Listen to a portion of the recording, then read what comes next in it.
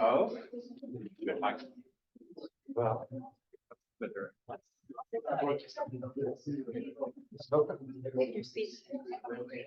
okay. Sit down. Okay, welcome everyone. I'm going to start with a small introduction today. Very short, very concise, I hope. So the imagination and its products, what we call images, are among the most used and perhaps best known tools to the art. So much so that we simply take them for granted. We think we know what images are, what they do, and so on. So today, the idea of today is to sit with our guests, with all of you, and listen in their pitches and their positions. What exactly they think images do, what images are, where they're located, how they are related to the title of our introduction today of Sensing, Intuiting, Imagining, and Conversation. So it's really not about having long keynotes or long presentations, but rather pitches by our guests. The idea of this event comes from, is sponsored actually by our European Union grant body, Speculative Urban Futures, that we share with our consortium with 4 other partners, ENSCI in Paris, ELISAVA in Barcelona, where I think Roger is about to arrive. Yes, right on time. Marc. With our partners in Tallinn, the Sohn and the Sohn Academy of Arts, and the University of Split and EAA. So together, I think we're also like here, we have Yuri on the Zoom as well. So we are going to have in the next 3 hours, presentations, pitches, and conversations by our guests who do not need an introduction. Of course, all of you know Leach. And if you don't, you can Google his work. He's a fantastic architectural critic and theorist. Our friend Marc Boumeester, Janina, Gosseye, Angeliki, Sioli, and Mieke. And together we're going to have this event. So without further ado, I actually went off script. Sorry for that. Welcome everyone, and let's begin.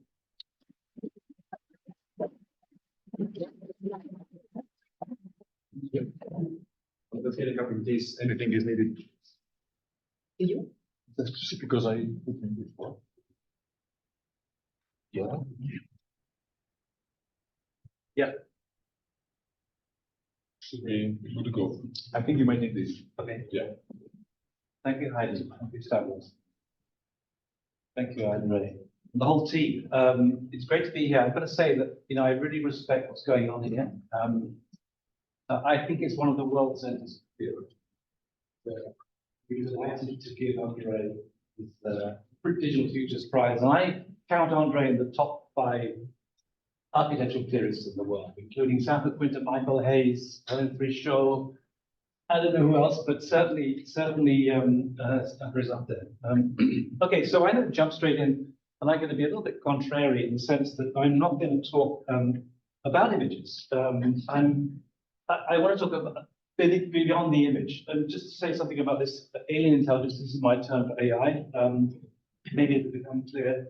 But what I think is important is we start to develop a new theoretical framework for what is happening right now. So let me just start with some images in the background, in some sense, which is just mid-journey. I'm sure you've done this. And I think most architects, they think this is AI. This is just an application of AI, and I think it's entirely superficial, although there is something very interesting about what it can do, which is quite astonishing. But I think we need to look a bit beyond this.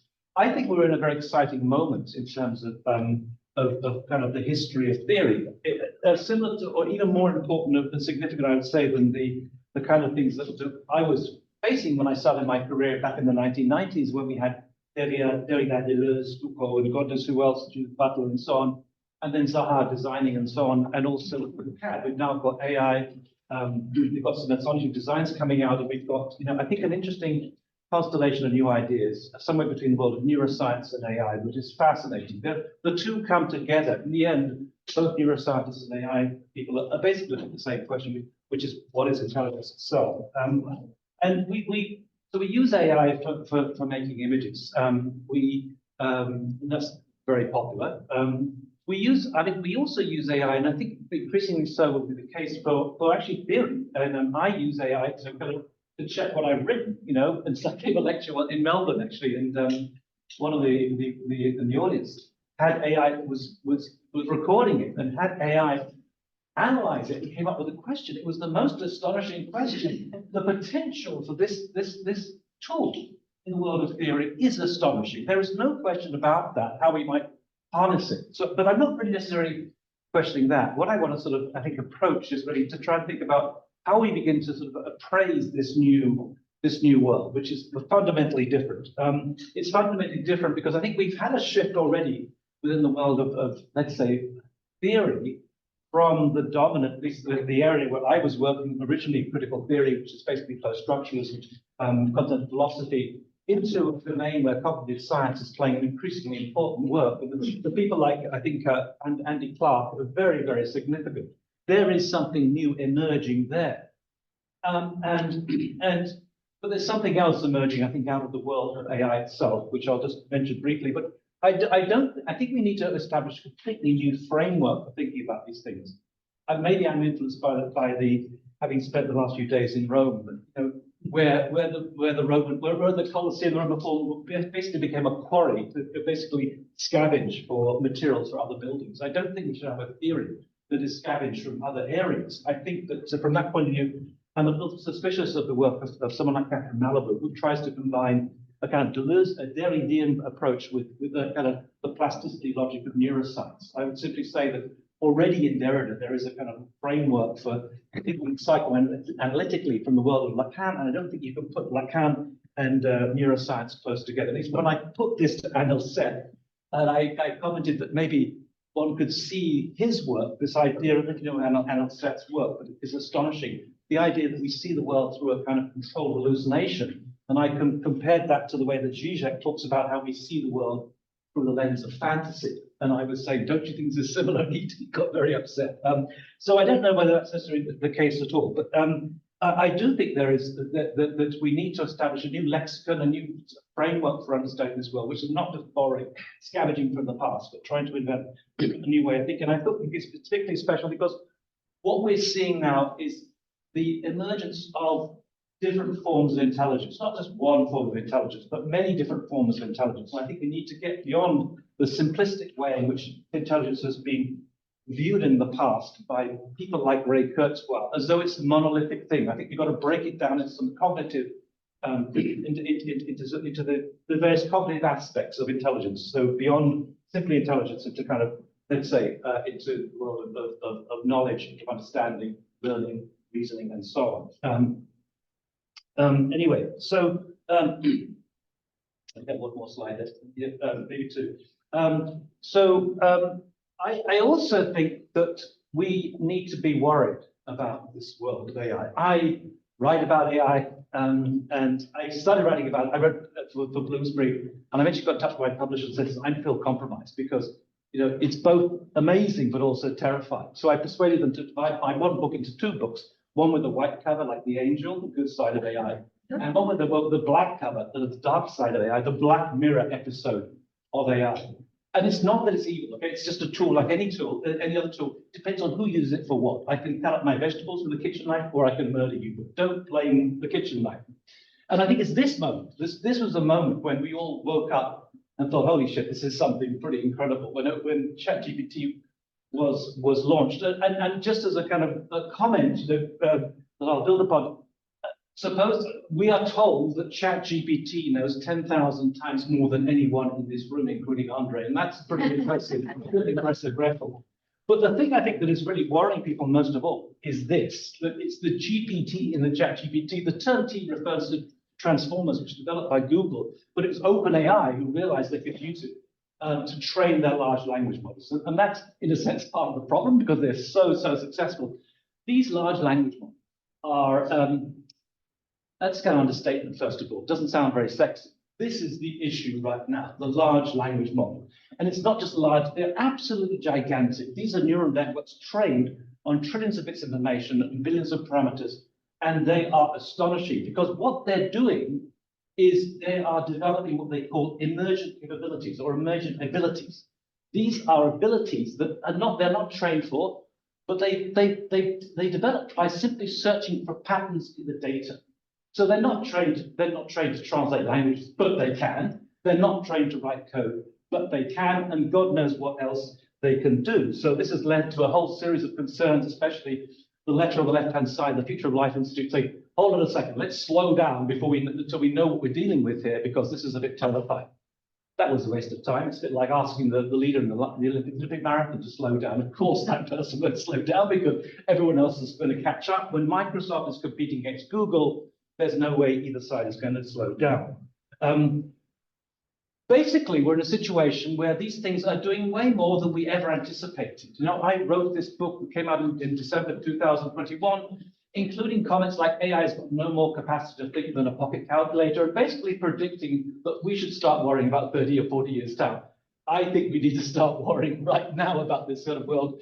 Yuval Harari thinks that AI has hacked the operating system of human beings. Hack the operating system of human beings, by which he means it can write. And once you can write, you can persuade people. You've got enormous power. I actually personally think that even this mid-journey, as superficial as it is, and the future of AI in architecture is not this, but as superficial as it is, this is also, I think, hacked the operating system of architects. It's learned how to design. I don't know how many here have used mid-journey, but this is just, this is 5.3, I generated a while back. But my prompts are about 70, 80 words long. The references to architecture are very minimal. In fact, in this case, it was simply hyper-contemporary, ultra-contemporary minimalist villa in the Austrian Alps. I didn't describe the mountains in the background, or the valley, or the boulder in the foregrounds. I didn't tell it what shape it had to be, what materials, whatever. Midjourney designed it. And I think we need to pay attention to that. Or this one, where I just said an ultra-contemporary stainless steel kitchen. I didn't have to put that painting in the background, kind of nice painting, or the bush outside and so on. These things I think are kind of pretty terrifying. It doesn't get it right very often, but when it gets it right, it's pretty astonishing. Or this, I don't know how long it would take an architect or an architecture student to render this. Midjourney does it in 3 seconds. So we're in a new domain. And what's more, if that's terrifying, what's about to come is even more terrifying, because we now have OpenAI Sora, which is trained as same as a large language model, except it's using patches from videos instead of tokens and words and things.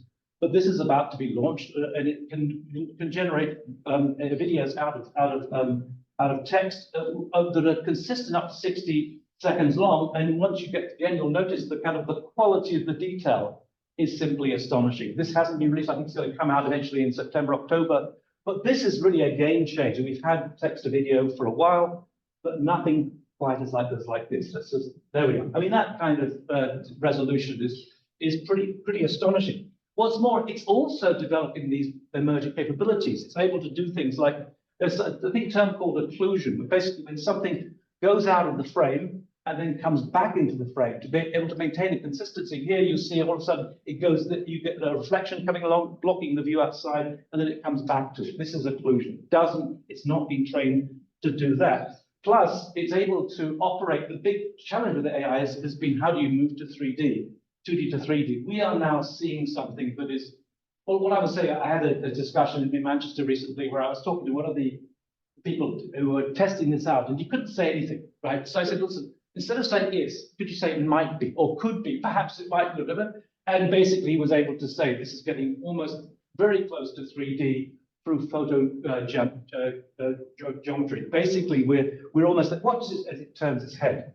Unbelievable, unbelievable. So we're at the cusp of 3D. And of course, but architects will say, and of course, well, yeah, no, but it's not as good as us, is it? You can't do anything. I mean, you could do this, but what about architecture? Well, it could do architecture too. This is Sora. This is image to video of an interior. I mean, I don't know what to make of it, but I'm blown away by this kind of quality.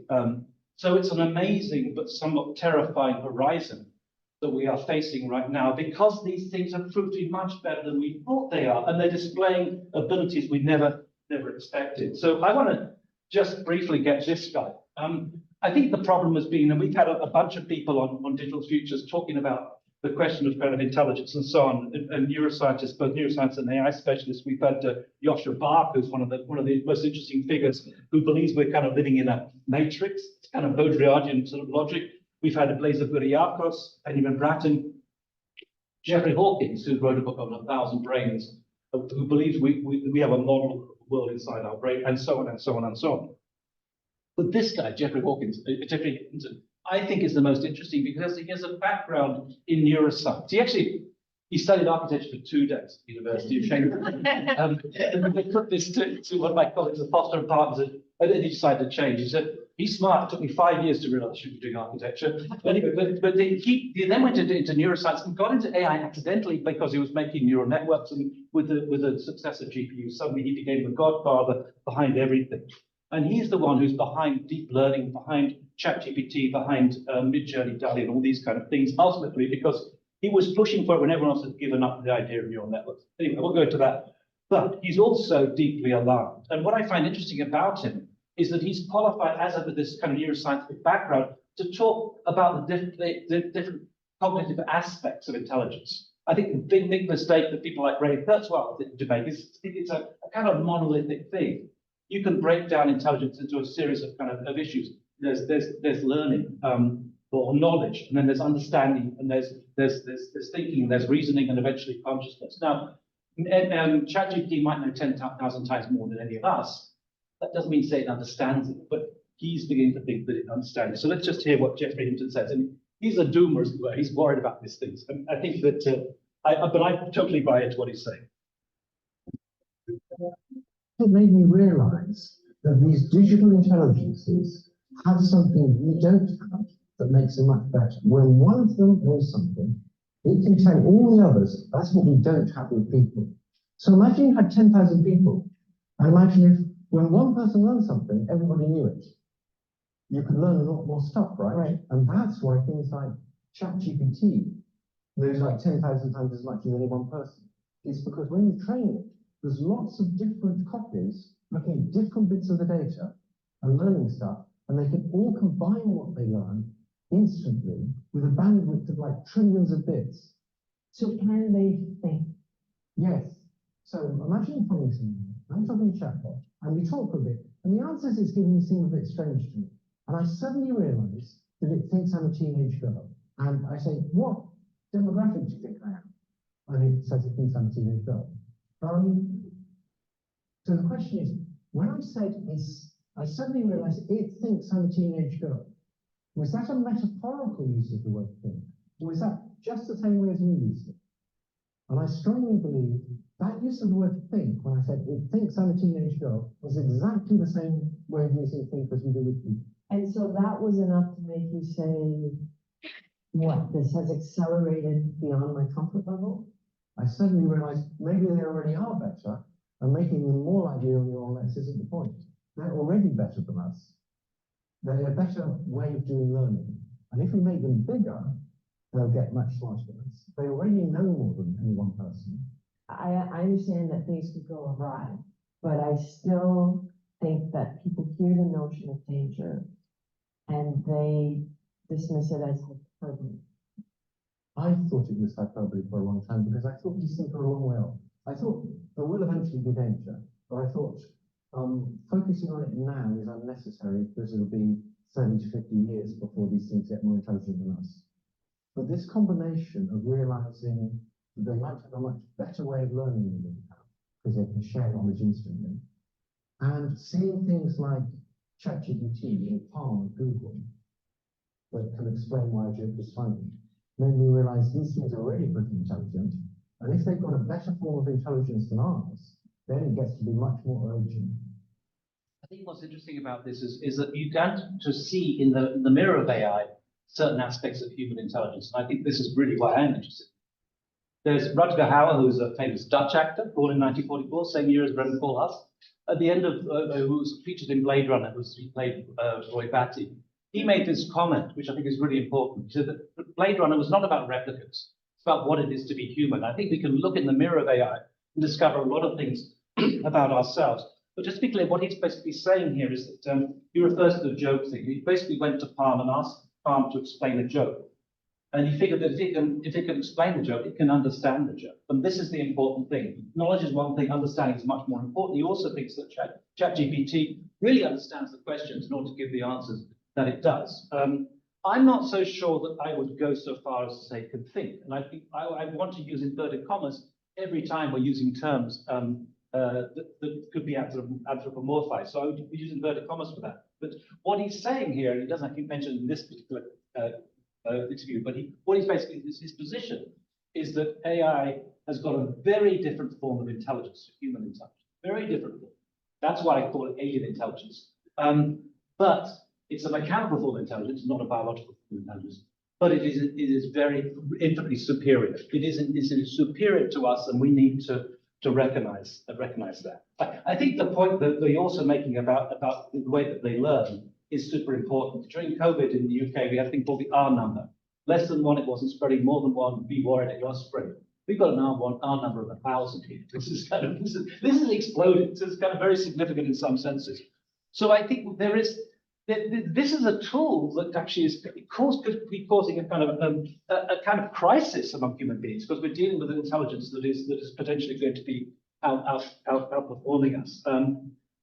Yuval Harari takes it even further, so there must be some historians here. Maybe I'll play Yuval Harari. This is the end of human history, the end of human-dominated history. History will continue with somebody else in control. In 5 years, there'll be a technology that can make decisions independently and that can create new ideas independently. Maybe they'll be nice. Maybe they'll solve cancer and climate change, but we are not sure. I'm tending to think with more in terms of really an alien invasion, an alien fleet of spaceships coming from planet Silicon or whatever, with highly intelligent beings. This is what we are facing, except that the aliens are not coming in spaceships from planet Silicon, they're coming from the laboratory. If the humans are divided among themselves and are in an arms race, then it becomes almost impossible to contain this alien intelligence.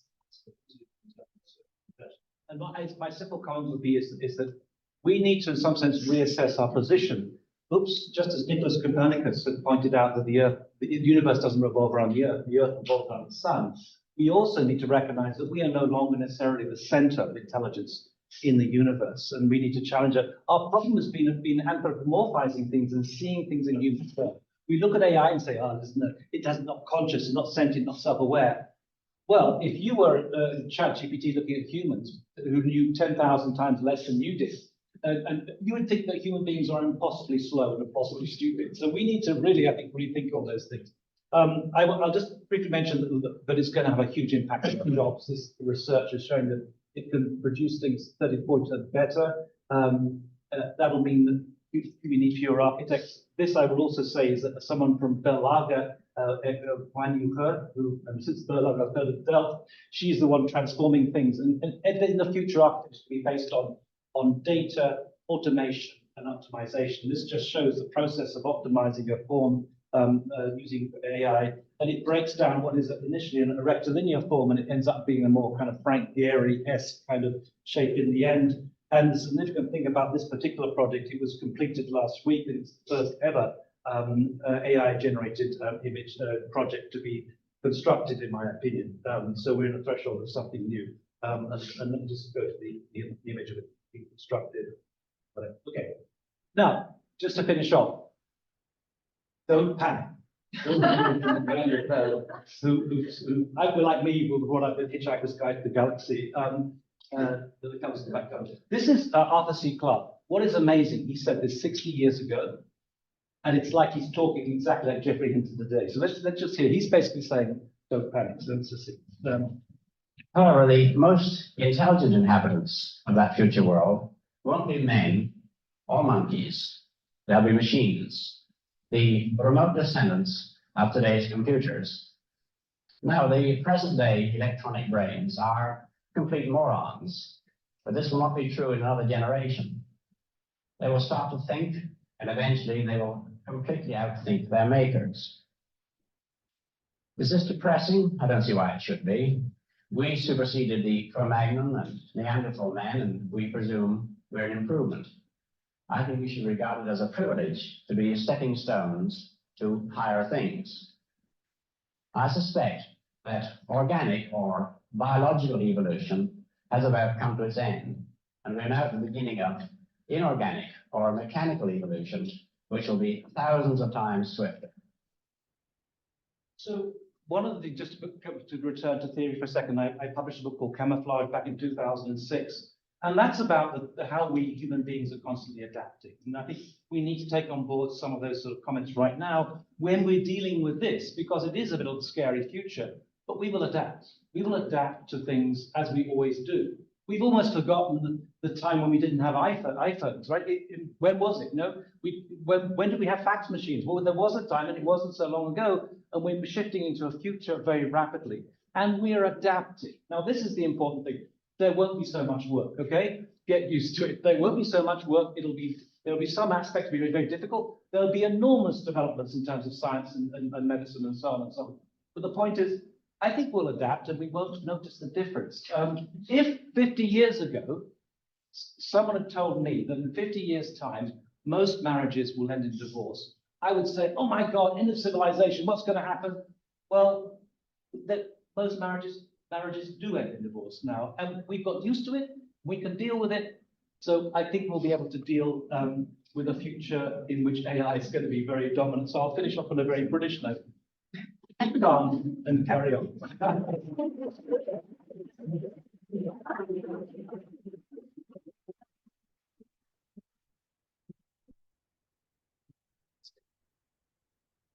So we keep the questions for the round table later on.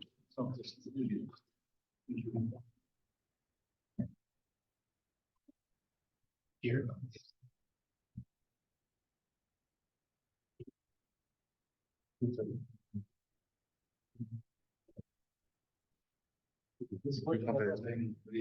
Yeah.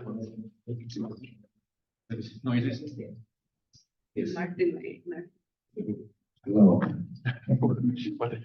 You can do more Barry White impressions. Well, in a sense, thank you so much for this introduction. I will continue in the doomsday thinking at the end of this, but because I was working here a long time, as not being an architect, but from the field of building image, I felt sort of the obligation to start the discussion about what is the image, how can we define this, what are ways into the image, or how can we classify them without petrifying them. Yeah. So this is why I was looking at different angles, and I will take you through this in 15 minutes, 20 at max, because at the end, we will come back to the point you just mentioned already. So, imagining an older future, why? At the school that I'm working at, is flipping? The mouse. The mouse. All the arrows. Oh, okay. So at the Art Academy that I'm working, we already have accepted the fact that the Anthropocene needs to be substituted by something else. But then, of course, the question is with what? So where to start from this? And of course, one of the things that got us in this trouble was thinking that always the alternative to the old is something new. So we started to rethink, hey, what do we already do? They're here. They want to know. Just, you know. An expert on that. Yeah, it's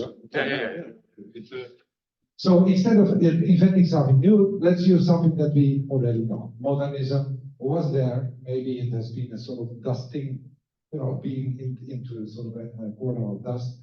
But a few of these things that it brought us was experimentation, fragmentation, subjectivity, and the rejection of realism. and of course cultural change. So how can we look at this from a different angle? The same thing is like taking the same vacuum cleaner but putting the end in the beginning and the end. So using the same machine but reversing its working. So let's first see at the social constructs that already were there in the beginning. So instead of looking at modernism as a sort of a historical artifact and say, okay, these are the characteristics and these are the things that it produced, can we also look at this in terms of verbs of transformation? So then it becomes more interesting because then it says, okay, we need to look into a deeper exploration of, experimentation with what, fragmentation of what, rejection of what or whom. And that is only the first layer, because the second layer could then be, what if the subject is not there? Maybe it's still in becoming, or maybe it's unknown.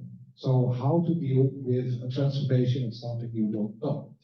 So this is why I started to write on a text, which is a part of, stop looking at the socials, stop looking at what is produced, but look at the capacity produced in socials. Almost, very nice term to put it like that. So capacity thinking in terms of building societies. I'm the giant. The main premise of this idea is, of course, if the nomos in the first modernism was rooted in a sort of a physical embodiment, and the transformations that followed on that were mediated, then we could say, hey, let's rethink this. Maybe everything is already mediated. We have to get it back to reality. And this could also be sort of a safeguard protecting us from AI intervention, robots, spaceships flying in, by taking control by something that a computer cannot do, being ourselves, being rooted in our own sort of physicality. So, and this for some people who know me, they know that I've been working on this idea of the image by proxy. I will just explain you short term what it is. But I think that we already are in the next stage. We are already seeing ourselves as approximated body. So let's say the capacity to organize ourselves is so much mediated that we have sort of detached ourselves from ourselves, from the body, from the physical experience. There will be a bunch of images, so don't worry about that. So, some aesthetics, of course, could be some sort of a way out of this Schusterman's idea of getting a sort of a new realm added to the, let's say, the building of perception. And last time I was here, I presented this little graph, which I will not do now because your luck, it has been published in this book, which is freely available on the internet. So I will not spend any second on it. So, imaging, where does it sit? Where is the image? So there's a lot of ways to come to what is an image. What is an image?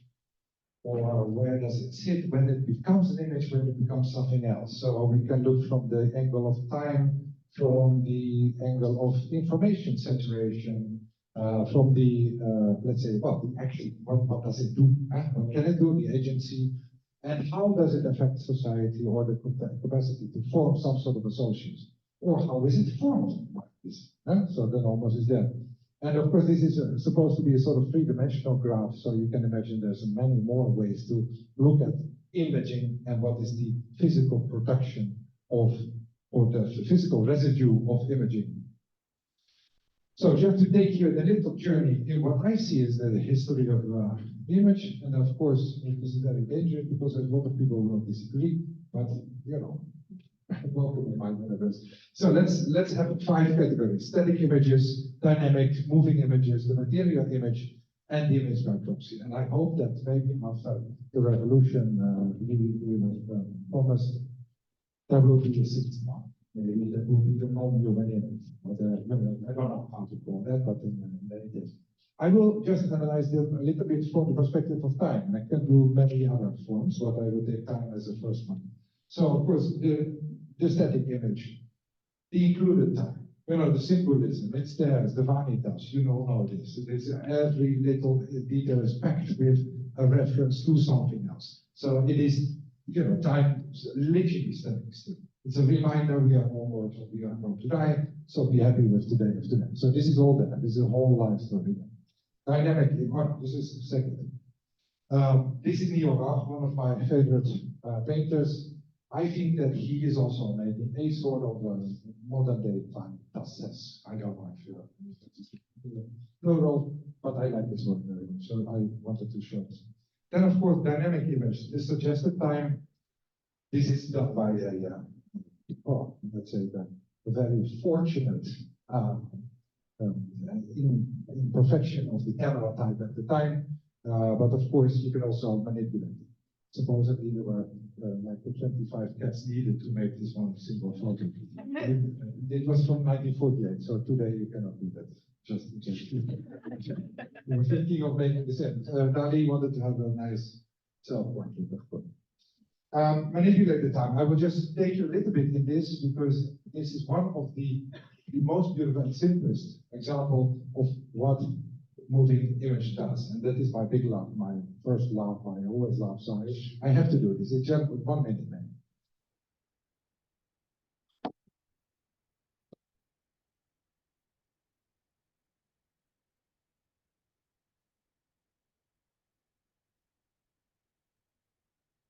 Any way to give the light a little bit in the front?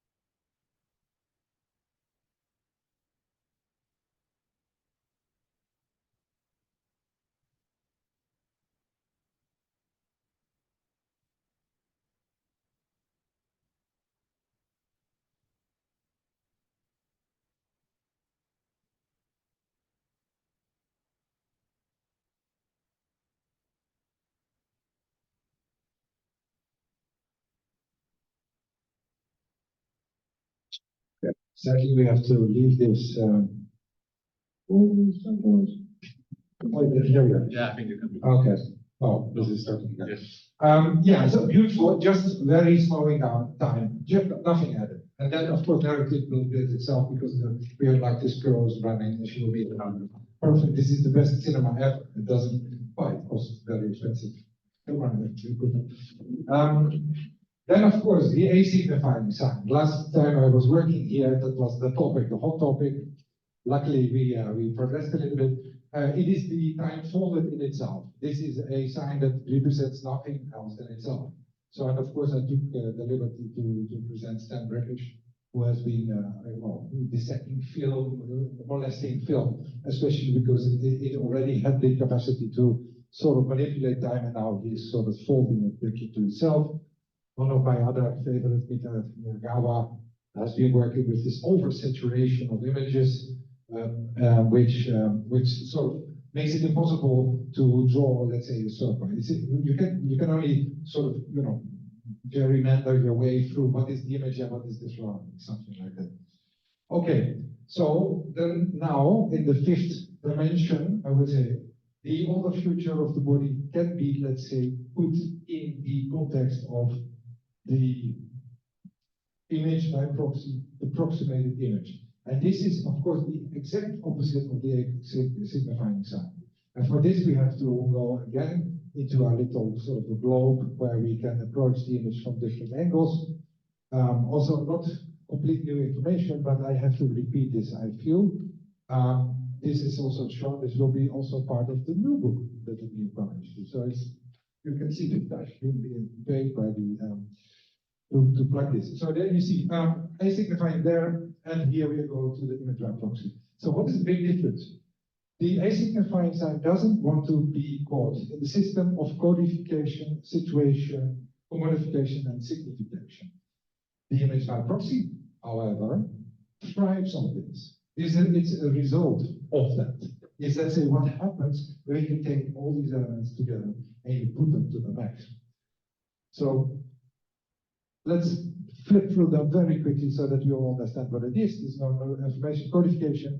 Nobody has not seen the Mona Lisa. So whenever you go to the Louvre, the only thing that you can do is to see it in real. So this is a proof of concept, but you already know how it looks like. So there's no new experience there. So the coding is already happening. And then you're there, you see the little painting, and then of course you try to see the little painting because there's so many people there, but it doesn't matter. You just have to see it, even if it's from 100 meters. I mean, you have to, I go there. And of course, this coding is a type of thinking that belongs also to the whole concept of the museum itself, and the aura, and that kind of thing. Some people play with it. They say, hey, let's change the script. Let's decode what happened here in the past. So let's take a little bit the physical space and let's put ourselves in front of it and play with the notion of what is the museum and what belongs there. The second thing is, of course, the museum itself. There you go again. Very much grander, and well, then you are lucky if you're near it. It's a kind of thing. It doesn't matter. It only adds to the aura of the little piece itself. So the more commodification, of course, you all remember this kind of type of mouthpiece. All the T-shirts with all the spoofs you can do because of the copyright. So, you know, and then of course the signification, the very a new way of using the museum. I completely agree with this kind of usage of art. By the way, as working in an art school, I can say that. So there you go. The signification of what is there, it can also be used in a different way. I think it's a good thing. Challenging this system was done throughout history. We all know this urinal in the museum. We all know this painting. We all know this kind of adaptation and the mastering of this whole system. Just go straight through. Say, okay, I will produce something so expensive. I will just take a scope and will put it full of diamonds and it will make me a billionaire. So that's a very, very nice kind of thing. Now we come to the point. We already lost control. Now my doomsday thing starts. We already completely lost control because we are still talking about humans and images. We are still talking about us making images and contributing to this whole world. But AI needs also images to know what we think that is an image. And this is accelerating in such a rate that we don't have any control of it. So what is being now written in an artificial intelligent way of making history is already the now. We are so close to the now, which is the reference point of what is history. So the image by proxy itself becomes a sort of the embodiment of this whole system of us contributing in a physical way to what was already existing there. And if you look at the numbers, there's 1,750 photographers on Earth at this moment. This is all very hard to figure out. If you want to know how many cell phones there are at this moment, that information will cost you 20,000 euros. There are companies who know that kind of stuff, but it is very expensive. It's all strategic kind of information. So this is not easy to obtain. You have to sort of deduct this from different sources. 80% of all the images taken, produced, were in the last 10 years. If this accelerates like this, history will be today, for tomorrow. You can see how this is sort of spiraling, because the second thing is happening. Every year, 2 trillion will be added. That is 2 million times million photos added every year. So that's 250 photos per year. We are already outnumbered. Look at the idea of Richard Dawkins, you know, the meme as a sort of itself a replicating kind of cultural phenomenon. The image is doing well. We are not doing well. So this is supporting your argument that we already are looking at the wrong direction. So just to exemplify the thing of today, that you know, like the image of Proxy, I will go to Paris, I will take a selfie. This is my Google search of this morning. So it's the manual of the image by Proxy is online. Here are the best spots to stand if you want to take yourself and replicate that. Then of course a little search will, this is there, the examples are ample there. Then this is an actual selfie. Somebody took the selfie itself, and then this is how it looks like. You will know this because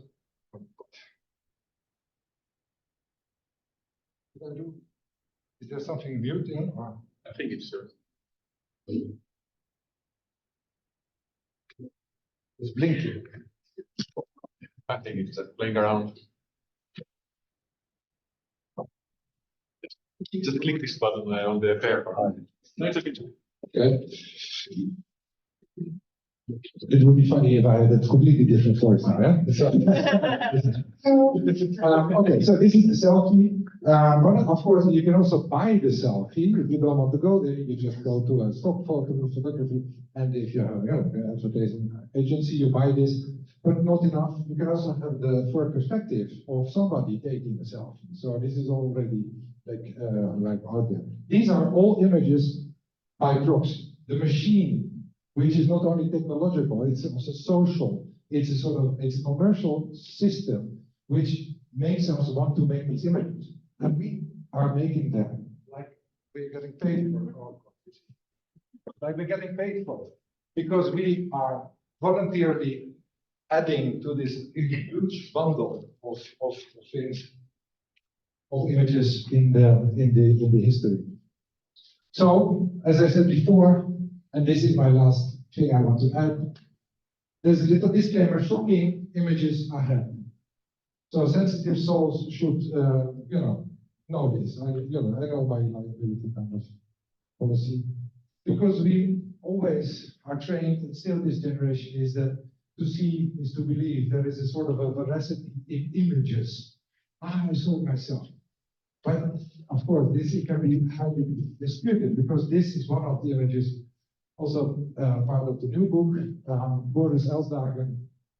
He won a very prestigious photo award with this image, which was AI generated. He refused this because he said, okay, this is not my work, this is a computer work, or let's say collective work of sort of an algorithm. But this is now the source of next generation searches of what won the photo award. You see, so it is accelerating. It's like spinning out of control with 2 trillion kind of things.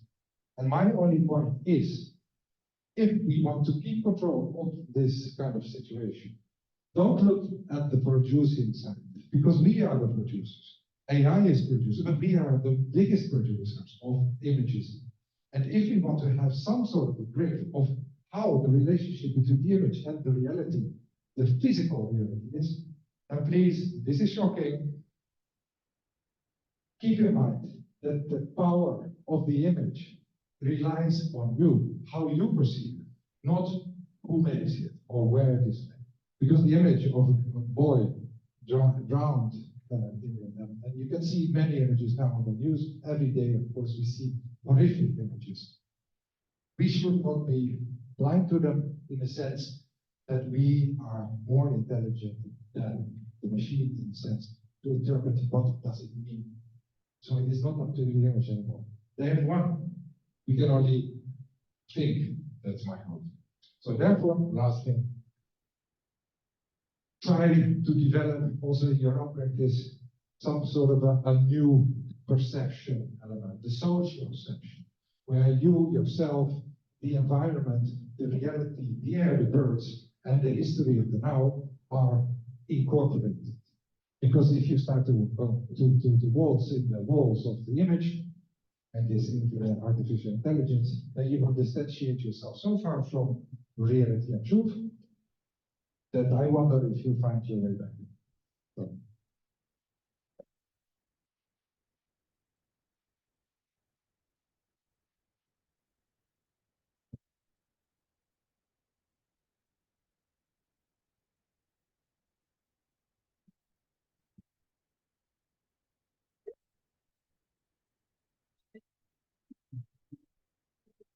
Or this, I'm sure that this works. Okay.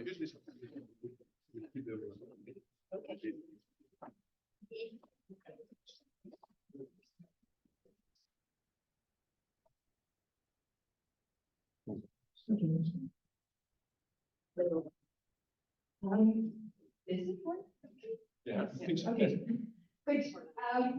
In the interest of time, I've scripted myself, but I've been told that I have a little bit of leeway, so sometimes I can maybe go a little bit off script, because when you give me 15 minutes, I know that I can only do it if I script myself. So first, let me start with a big thank you to the SURF team for including me in this event. It is a great pleasure to be here, and it is also a great pleasure to be asked to deliver a pitch rather than a polished presentation, because it gives you the opportunity to try something new, and that is what I will do in my next 15 minutes. Now, the call for this event invited us to consider design methods that encourage reforms to align urban-focused design with climate demands in relation to design education, and with particular emphasis on the role played by imagination. Now, when I read this call earlier this week, I panicked, as Stavros knows. I called Stavros and I don't really know what to talk about, but the problem was actually that there's a lot of things that came to mind that I could potentially talk about, and I wanted to know what would be most useful. Now, I believe that one of the reasons why many things came to mind is because this call, while I think is highly topical, I would argue it is not entirely new. I think our understanding that we need to deal with questions such as these, and the acknowledgement that imagination is central to these endeavors, has been around for at least 60 years. So what I would like to do in this presentation is look at two historical precedents that have dealt with these questions and briefly reflect on what lessons we might draw from these precedents. Now, I'm going to do something very maybe annoying for you. I'm going to show sort of holiday photos that the family doesn't want to see, so you're subjected to it. So the precedents that I like to show are places that I visited on a road trip last month, which started in Albuquerque, New Mexico, and which ended in Phoenix, Arizona. Because of time constraints, I will limit myself to 2 stops on our trip. And the first one, as you can see here, is Tres Piedras in the high desert of New Mexico.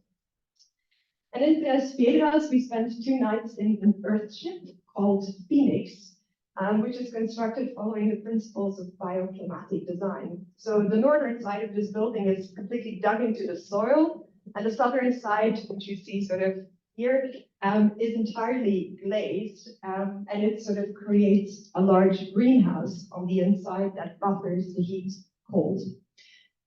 This greenhouse is populated by plants, birds, turtles, fish, and on our first day there, we also found that there was a snake that we were living with, but we went on anyway, and we made it out alive. Now, Phoenix, like other Earth ships, is by and large made of recycled materials, such as cardboard, but also discarded tires, cans, bottles. Those tires are actually the northern wall of Phoenix. And these Earth ships, which architectural design in 1975 called garbage housing, are the brainchild of architect Mike Reynolds. So he began experimenting with how to build with recycled materials in the desert in New Mexico in the late 1960s after graduating from the University of Cincinnati. And over the years, he developed this concept of Earth ships, which are bioclimatic designs that seek to minimize their impact on the Earth. And since the 1960s, Reynolds has published several books on how you can build your own Earth ship. You can download these for free online. And as you can see here, they're very hands-on. They talk about solar electric systems, Adobe fireplaces, landscaping codes, permits, financing, etc. And then they contain these sort of handy diagrams that explain how you can actually build your Earth ship. So all very hands-on, pragmatic. But if you read them, you find that more is going on than that. When you read the preface, and in a moment I will read you an abridged version of this in the interest of time, it becomes clear that they are a call to action, or even more than that, a call to arms. So feel free to read along with me. The beams from Alcyone travel as thoughts. This is much faster than the speed of light. Think about it. If you think of the house where you grew up, or your room when you were 10 years old, how long does it take your mind to take you there? This is how the beings from Alcyone traveled. The real masters of thought travel can explore places they haven't been before. This opens the whole universe to exploration. This is what the beings from Alcyone were doing. They observed different phenomena and beings on the different planets. On the third planet out from the sun, there existed a beauty the 3 beings had never imagined or seen before in their travels of the universe. They watched and observed the planet for thousands of years and actually grew to love it and visit it as often as one would visit a friend. They saw the waters running and talking. They saw the trees dancing and laughing. They saw the animals participating in one overall pulse of existence that was woven like a tapestry throughout the planet. The 3 Alcyonites were very careful not to interrupt the slightest feather of this existence as they recognized the beauty of the balance. At some point in their observations of this planet, they began to see the emergence of another creature. They came from somewhere else. They were invaders. The Alcyonites watched ever-growing numbers of these tiny parasites attack their friend. The Alcyonites were very alarmed and began to study their friend, the blue-green planet, much more closely. This new creature seemed to consume or destroy all other life on the planet. To the Alcyonites, these new creatures appeared to be the most hostile, aggressive, and ruthless beings they had ever observed in the universe. They found themselves just watching while their friend was being consumed by these hostile creatures. The Alcyonites began to see the obvious. Their friend, if it survived, was already losing something in this process that it might never regain. The Alcyonites returned to the galaxy and reported what they had seen to an intergalactic committee of ancient and wise beings. They decided, based on broad observation, that the new creatures which had appeared on the blue-green planet in the spiral galaxy were in fact a hostile, aggressive galactic virus which should be destroyed before it spread to other planets and galaxies. A small band of destroyers was sent to the planet to wipe out the hostile virus. They left as a single thought, and upon arrival, they manifest into the very fears and elemental hallucinations of the virus itself. They landed in huge vessels and slowly walked out onto the land. They destroyed every human in their path. They moved into the cities. Systematically and deliberately, they sought out and consumed men, women, and children. Nothing could stop them. That becomes very pragmatic. On the next page, this volume of the Earthship deals mostly with the systems and components of the vessel. With regard to these systems and components, we must realize that we, the users of the vessel, are parts of the vessel. This is much the same as we, the users of the Earth, are part of the Earth. And then it goes into all these pragmatic diagrams. So since the 1960s, the Alcyonites have been busy recruiting disciples on this Earth. So you can now attend the Earthship Academy, where you can learn to build your own Earthship through classes, labs, and most importantly, hands-on construction, as you see at the bottom there. Now, after 2 days in Scepoulas and 1 class in the Earthship Academy, we escaped and we drove 850 kilometers to Ashkosanti in the Sonora Desert in Arizona. Now, Ashkosanti is an urban laboratory of the Kousoulas Foundation, which has as its mission, as you can read in the center here, to inspire a reimagined urbanism that builds resilient and equitable communities sustainably integrated with the natural world. The Kousoulas Foundation was established in the late 1960s and, like the Earthship Academy, is dedicated to influencing the way the built world is created to achieve a greater balance with the natural world. So what you see here, much like in the Earthships, are forms of bioclimatic design that rely on thermal mass. And in the 1970s, or in 1970 to be exact, the foundation began constructing Ashkosanti in the middle of the desert based on the archaeological ideas of its founder, Paolo Sioli. And I will first give the word to the Ashkosantians in a 5-minute video before I return to this concept of archaeology. Arcosanti is optimism in concrete. We define Arcosanti as a kind of an urban laboratory. The experiment in the laboratory is really a spatial experiment.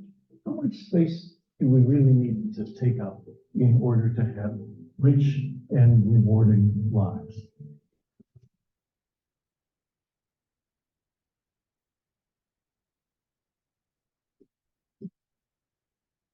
Here's some stairs. Let's go all the way up. We intend to demonstrate how to create a walkable city, not one that is dependent on fossil fuels, but one that is wonderful social space. People are here for a time, a few weeks, or maybe several years of their lives. Nearly 7,000 people since 1970 have come through this place, paying tuition to be part of building all of the buildings that we see at Arcosanti.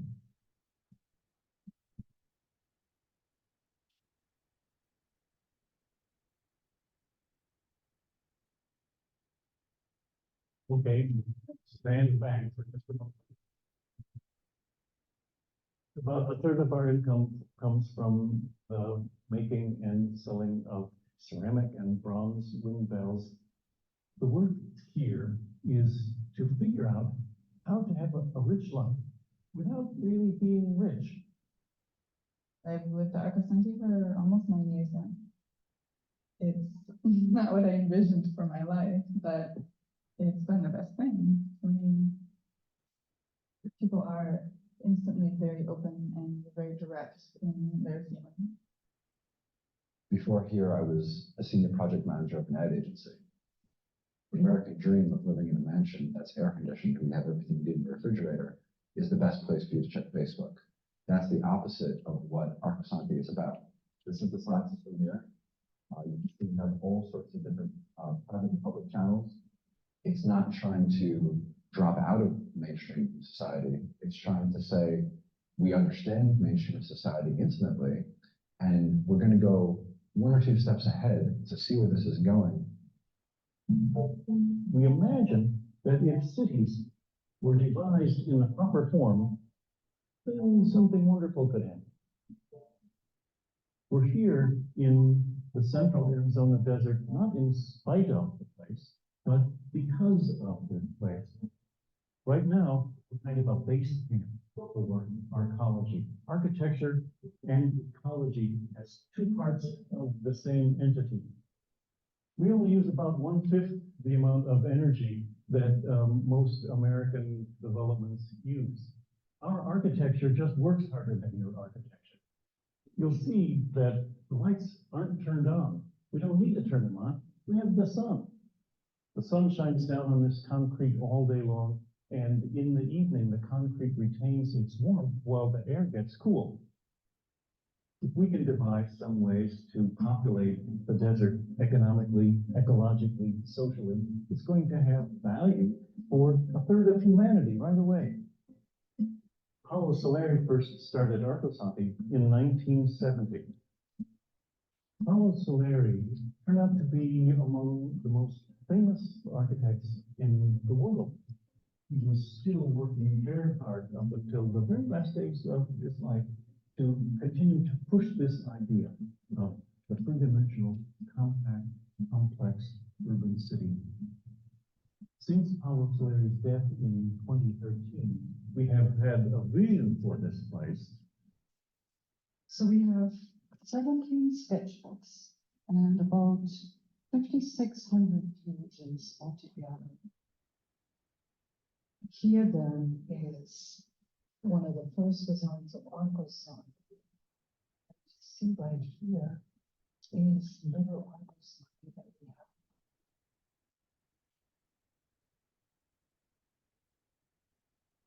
This is original Soleri work. He used crayon and drew all of this. Our work as the next generation of Arcosantians is to revisit Soleri's early designs, see how they can become buildable and transferable to other places and peoples. After a while, 1 of 2 things happen. Either you go to sleep from the outside world, and you just say, life's great, I'm going to watch a sunset, have my mind blown by poetry, but hopefully what it will say is, we have a responsibility to help many more groups of people. Right now, more than 50% of all human beings alive on the planet live in cities. In the next 30 years, that's likely to go up to 80%. We can put our minds together and try to solve the issue of our generation, how to live in cities.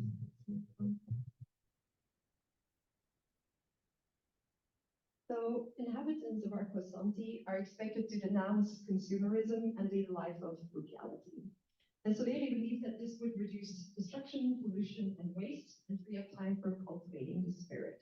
So for Soleri, frugality was the foundation for any new habitat because he believed that frugality increases creativity and improves life. And Soleri called this the urban effect.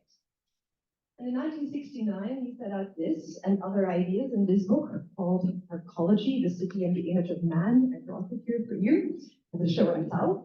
And apart from a theoretical reflection on the moral, philosophical, and economic necessity for humanity to transition to archaeological urban landscapes, it also includes drawings, images of 30 possible arcologies, the final one being Arcosanti. And each of these 30 arcologies is visualized through plans, elevation, sections, all drawn in ink, and each accompanied by data such as occupied area, height, density, and number of inhabitants.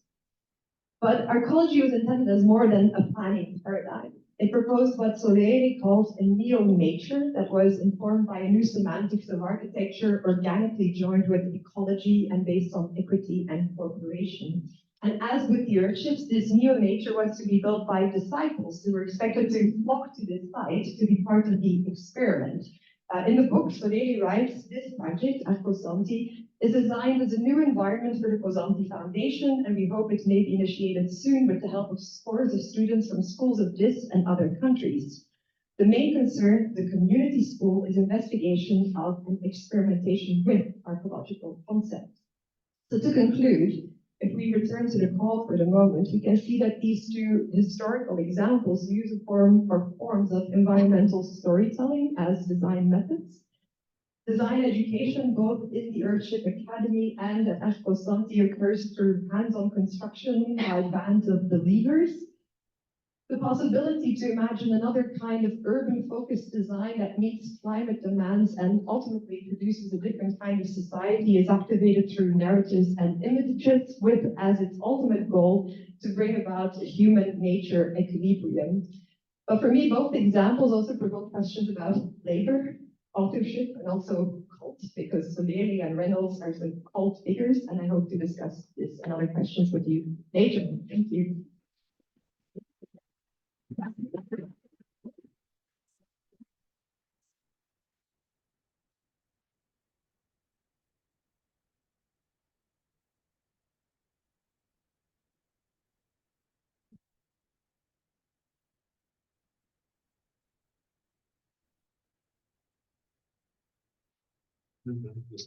From you. Dr. Stavros said everyone to escape from you. With the rest breaks? Yes. I think that is a rest break. No, you go. Can you all make it listening to me for the next 15 minutes without the rest? For sure. Okay. Because I have to say, when I arrived here, I was not panicked. Now I have heard so many times not to panic that I have started to panic.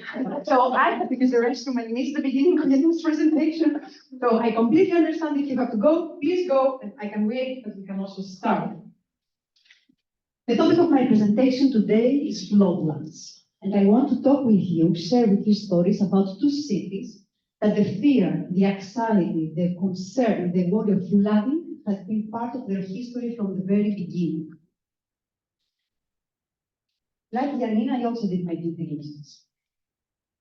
I'm doing that because this is very part of the Speculative Urban Futures, and the idea is to develop best innovative design methodologies that utilize future urban scenarios informed by climate change projections to prompt design challenges in the present.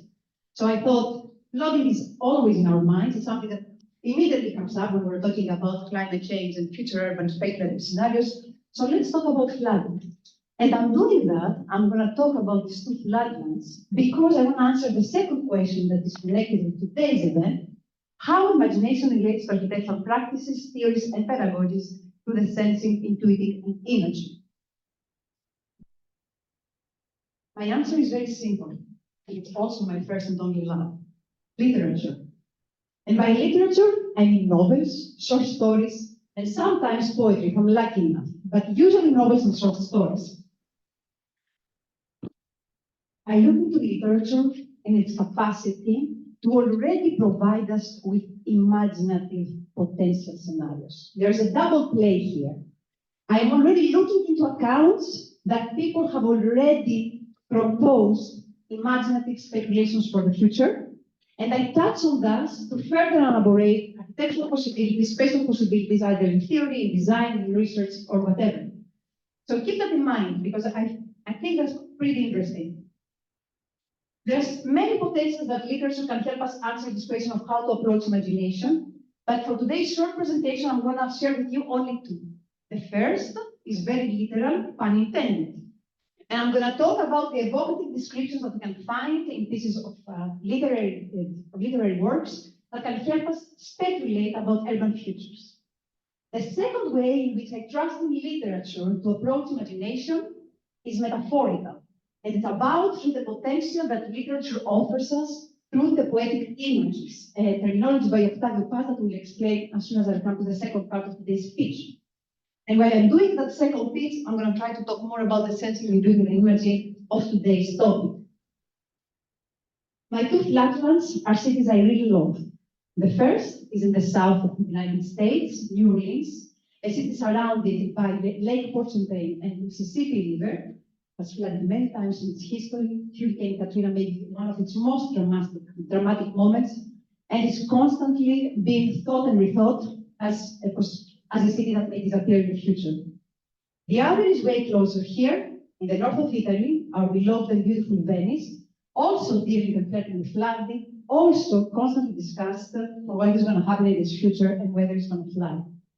These are my two floodlands, and I'm going to talk to you about them today through writings by authors that have written about them in their unique ways. So for New Orleans, I'm bringing a friend with me today, wonderful female author Moira Crow. That's her only science fiction novel, actually. She's not writing science fiction. I had the luck of interviewing her and talking to her about this novel, in which the scenario is that the whole New Orleans has flooded. Only the very historical center, the French Quarter, has survived. New Orleans is not the only place flooded in the world. The whole United States, which is now called United Authority in the novel, has flooded. The cities are all protected behind, surprise, surprise, very huge high walls, yes, but architect builds. And communication happens through underground crazy trains that run so fast that you can be from one place to another in seconds. And Crow writes something wonderfully beautiful that I would like to share with you. 1,000 miles took less than a day. I went to all the major centers, saw all the architectural wonders, things I'd read about. Around all the cities were the very high walls, 15 stories. Most had balloon domes above that, a sky projected. New Orleans had a partial covering overhead and a primitive system for weather styles. It was by comparison with others, a small town on the very edge of the United Authority. Even in science fiction, New Orleans is a poor city. These weather herbs, and by herbs it means the wild herbs of the other cities in the country, had more complex displays, styling the climate, and all of that was a great art, synchronizing it, making it more like music, factoring enough chance and order, a branch of biotology. The larger cities competed for the most innovative composers. There were fashions like everything else in era life. If I had to choose, I liked the more unreal places, the ones with fanciful rains, something besides ordinary water. Once I saw a moon that morphed into a white rose right as it hung in the sky over the course of the evening. By morning, it had turned back into a bud. Small parenthesis here. Here is the cruel ruling class of the whole world, and these are the ones actually secluding themselves behind these wild herbs with these artificial dogs. To me, reading a novel and running into an expert like that is an unbelievable gift, a true gem. The things I can talk about when I see an expert like that, starting from theory to research to architectural pedagogy, are just, we can keep going forever. We can, of course, start thinking, since the very beginning of architecture, all ancient temples are always built in order to connect with the firmament. The stars and the planets were guiding rules. Are we moving into a speculative urban future in which we don't need the sky anymore?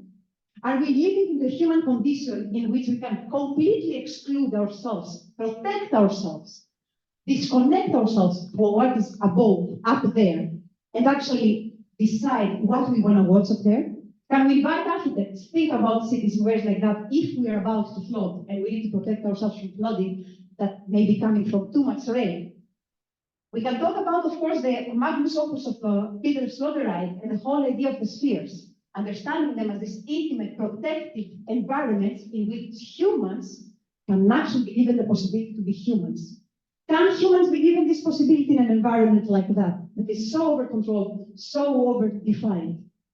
And to make it even more literal, to step away from the more bigger theoretical, moral, ethical questions that we can discuss, to make it even more literal, can we even look at these descriptions or other similar descriptions? Because there's many science fiction novels that thinking about cities surrounded by domes and start asking students of architecture maybe to start speculating urban futures and designing those possibilities. This is our student, our PhD student, Janina, that is actually trying to speculate of the creation of a dome from another science fiction novel that is created by a number of spires and a number of cables that completely allows visibility towards the sky, but does not allow any form of life coming from the earth to come into the city. So this is the very first way in which I touch on literature to think of imagination and evoke imagination, either when it comes to pedagogy, when I'm in the context of a studio, or when I'm doing my own thinking, my own research. Small parenthesis here. I'm always interested in experts from literature that are imaginative enough to take us further away, propose things that we may not have necessarily already seen or we will see very soon with artificial intelligence, but they are still close enough to reality that they are believable. For me, this is vital. If Moderators was talking about a New Orleans that was floating in the air and were rotating 360 angles per minute or anything, that would be something I would be interested in researching. Because I want to still be talking about speculative urban futures that can come back to the contemporary, nowadays questions that you guys are asking about, and based on this forward-looking to be able to answer questions about now. In a way, I'm following Virginia Woolf's advice about literature. The closer the literature is to reality, the better the literature. But this is my rule. End of parenthesis. And let's now go to the second Floodland. Venice, the north of Italy, always flirting, always afraid of flood. For Venice, I'm not gonna go into science fiction to talk about, but I'm gonna bring into our conversation another friend, Stavros, and his short autobiographical novella Watermark. Has anybody read that? I'm in love with this book. If there's one book I have to take with me if my house floods, that will be the book. It's recorded then. I know, and that's why I'm putting it on record. Okay. Put it on your summer list. It is not a novella. It is a love letter for the city of Venice. Brodsky visits Venice 17 years in a row. Every December, he's an academic teaching in the United States. So for the winter break, he goes to Venice, spends the whole month there, and of course he goes because he's in love with a woman. Every great literature is always about love. So the very beginning pages of the novel, he talks about the moment that he meets this male companion. They're together on a vaporetto. It is night, and they are crossing a canal, a Venetian canal. On both sides, knee-deep in pitch dark black water, stood the enormous carved chest of dark palazzi filled with unfathomable treasures, most likely gold, judging from the low-intensity yellow electric glow emerging now and then from cracks in the shadows. Then the sky was momentarily obscured by the huge marble parenthesis of the bridge. And suddenly everything was flooded with light. Reality, she said in her normal voice. I'm gonna repeat this line because I just so much love it. By the huge marble parenthesis bridge. And this is what Fabio Paz means when he talks about poetic image. I'm looking into literature to look into ways that the world has never been revealed to be before. Up to now, in architectural education, a bridge was always an element that would connect point A to point B over an obstacle, or something that had to be overcome. I have never thought about the bridge as a parenthesis. And whenever I'm thinking about the bridge as a parenthesis, I'm not only thinking about the reflection of the structure on the water, because yes, we're usually having the parenthesis too. I'm not only thinking about the potential of something coming on top of my head and protecting me, I'm also starting thinking of, okay, if we start looking at bridges as parentheses, maybe then this part of it there is not just the leftover of the design. Maybe this becomes a whole new world for architects to think of new ecologies to be developed, species to coexist, possibilities to happen in this space that now it's not just the under the bridge, that is this parenthesis. That somebody could even speak, it's kind of a slice, the dome of an environment that comes and protects us. So if we are going to end up flooding which may very well happen, if we will have to design and build bridges in this flooded world, can we start thinking of bridges as disparate faces? This is what Octavio Paz calls the poetic image, an image that comes through literature, through poetry, that basically reveals something about this world that we hadn't seen before, and by doing that, creates a new world. This is how imagination through the poetic image works for me. This is why I really trust on literature to allow me to be surprised, to allow me to be mesmerized, to allow me to be awed by possibilities in space I had never thought possible, possibilities that make me think of how I can design these spaces again. If more is gonna come our way from artificial intelligence, I would be happy to see that. I think we will be extremely lucky. If we can do the job of asking the artificial intelligence of fishing out all these wonderful metaphors from the books, fantastic, because let me tell you, it takes a lot of time to discover these passages. I would be extremely grateful. And more about this later in the roundtable conversation. Thank you very much for traveling with me to my Floodlands.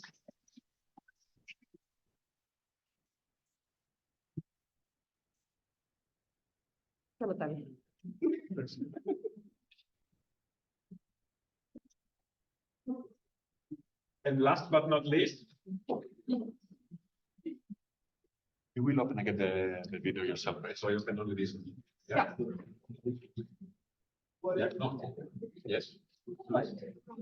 Yes. 1 second.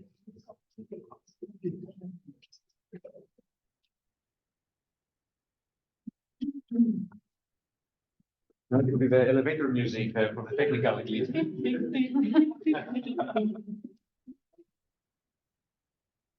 Here, yes, here.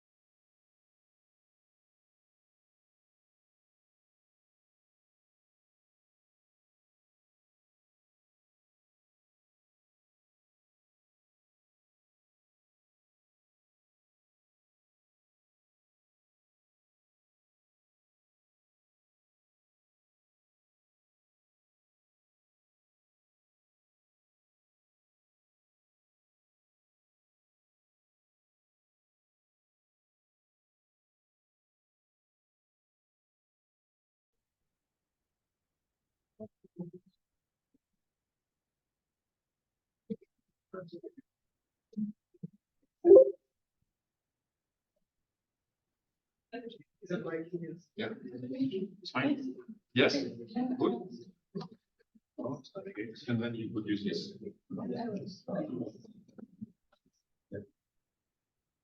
Yes. That's good to go.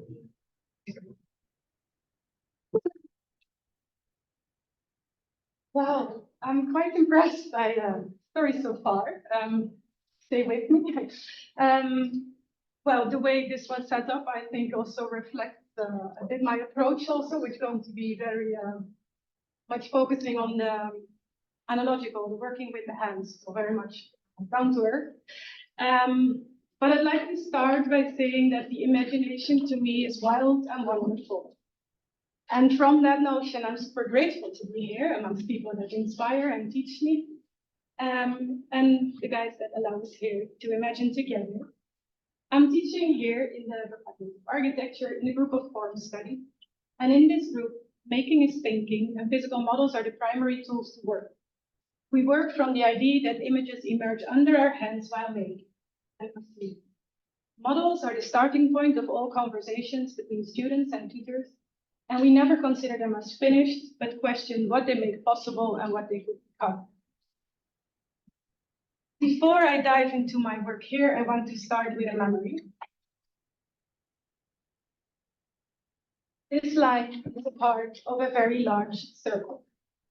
When I was about to start my studies in architecture here at TU Delft, I found this work by Yoko Ono from 1963 as a cutout from a newspaper on the kitchen table of my parents' house. It is still the image that comes to mind first, thinking of what imagination is and what it does. Because are we not all now drawing out a circle in our heads? Are we not all imagining if that circle would fit this room, the entire BK building, the city center of Delft, or even the entire globe?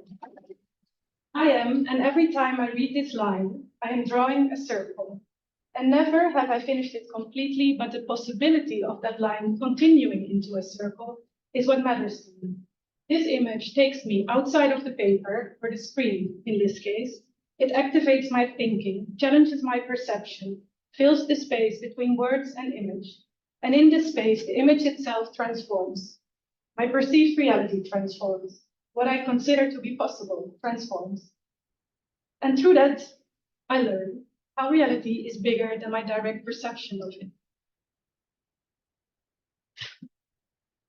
Artworks like these hold the potential to make us aware of our realities by challenging them.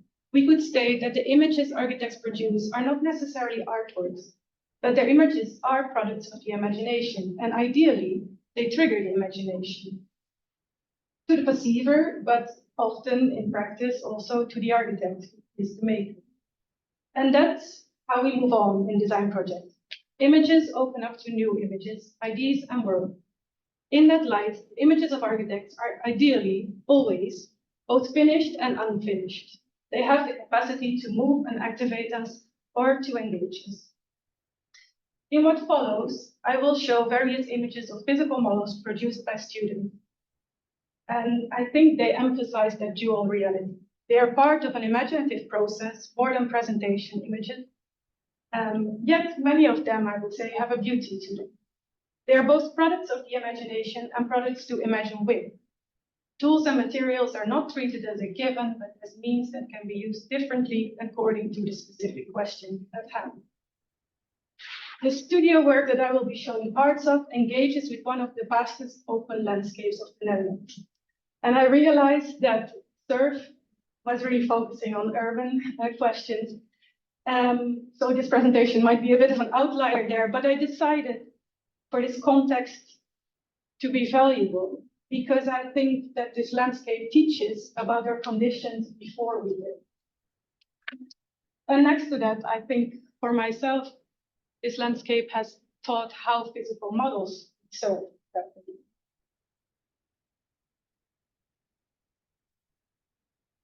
The Master 2 Delta Shelter Studio focuses on the wet conditions of Dutch Delta landscape.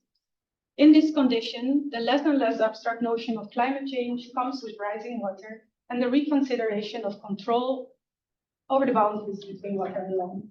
We aim to make the omnipresence and dynamics of water sensible, and from that sensibility, consider what architecture is, can be, or should be in a design exercise for a field station of the Royal Dutch Institute for Marine Research. Bosplaat, which is actually the right half of the image, is located on the eastern part, the Dutch Wadden island, Terschelling. The last dike, halfway the island, separates the island into cultivated polders and villages on the southwest side and marshlands on the north and east side. Terschelling is called a walking island, and I think the dynamics of this image shows why. The direct and unrestricted influence of currents, tides, and winds cause the island to move.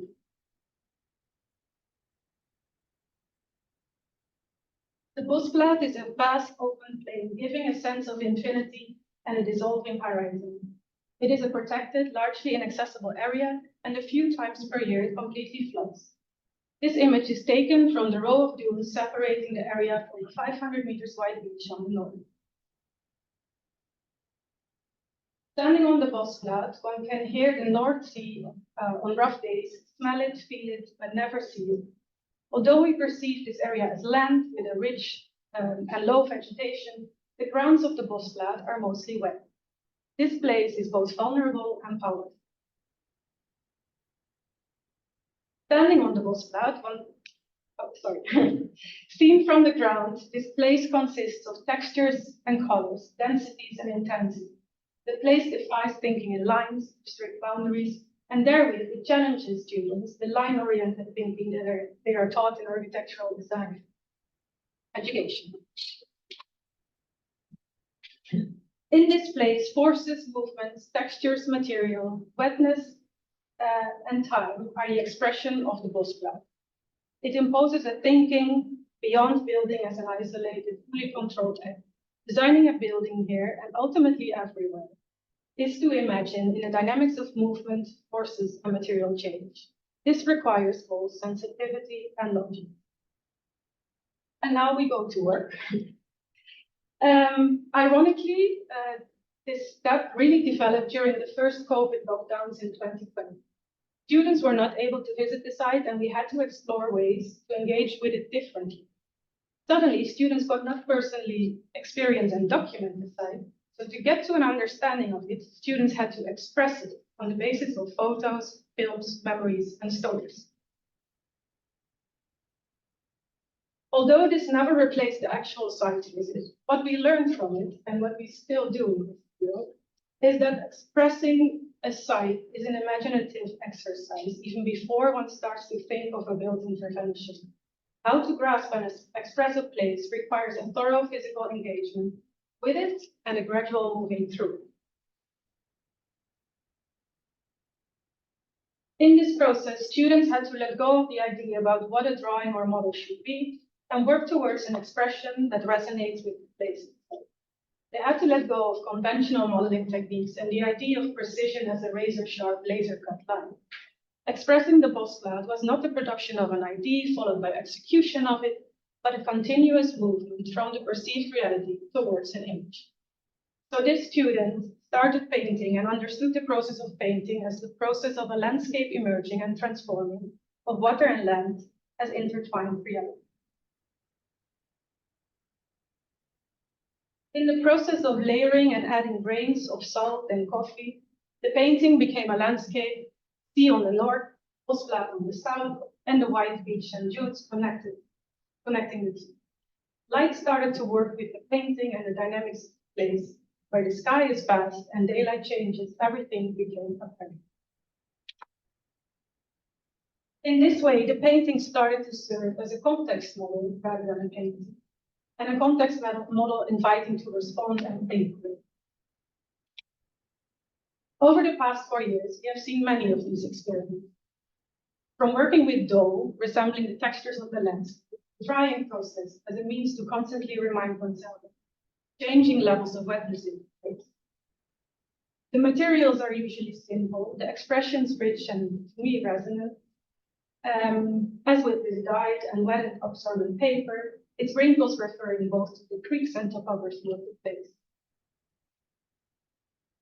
Rooms, carpets, and doormats have been popular objects to manipulate and use to express the verticality of vegetation and the colors of wild grass, as perceived on Heidi. So in a way, students are cooking up a landscape. Without a given recipe, they need to perceive precisely, engage thoroughly, as they constantly move between the reality and the image they produce. In this way, students get to know the landscape intimately through their head.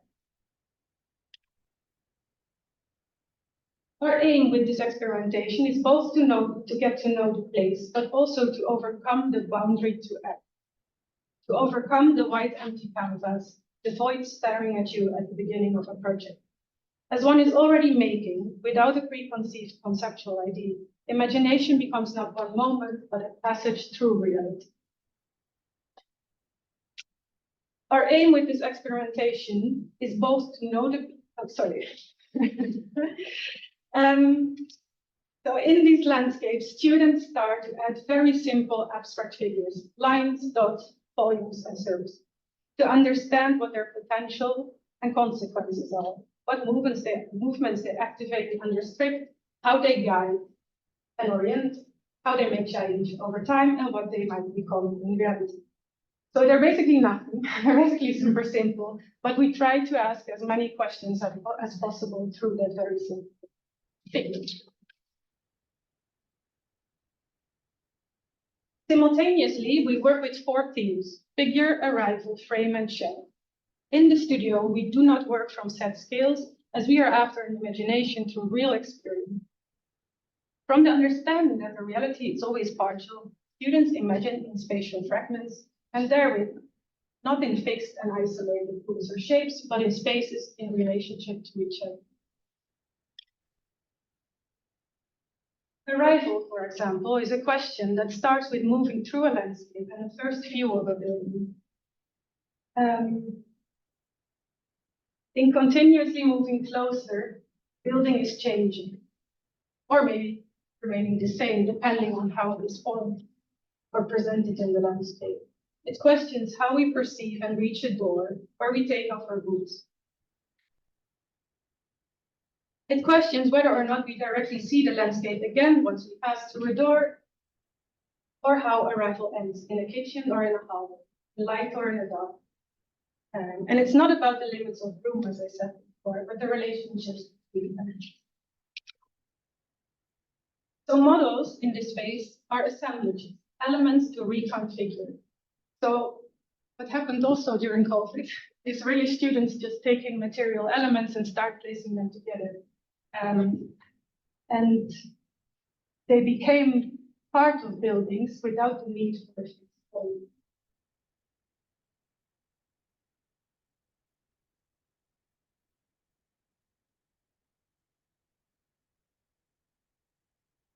These fragments allow to think about the nature of activities as the relationship between the body and the landscape without the need for a final form, yet informal. Students thus imagine by mixing means and tools. As with the work of Yoko Ono, the imagination plays with mixing realities, and images are always partial. So if you want to know what it feels like to build in a place that is wet, you can pose your model on an actual place that is wet. I realize I show very simple things, but I think they matter a lot. And again, as analog I'm going to try to fulfill.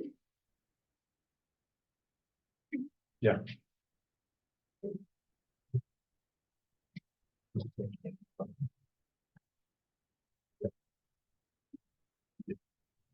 I feel I'm so far in the middle of nowhere. This feeling gives me fear, but at the same time, undescribable happiness. I feel like a boat, overpowered by the sea, like a sailor who saw out his ballast to enter the stream. Here I'm now emptying my boat and entering the stream of the blue down.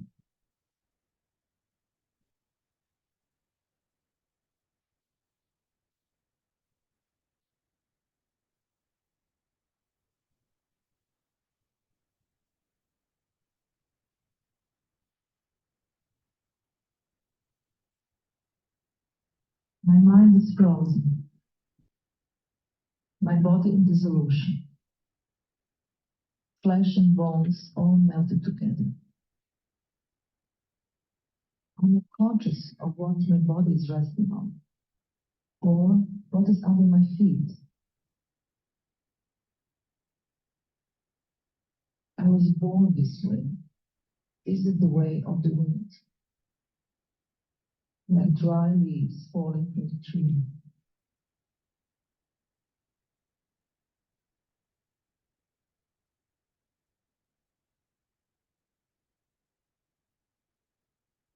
I'm not sure if the wind rides me, or I'm riding the wind.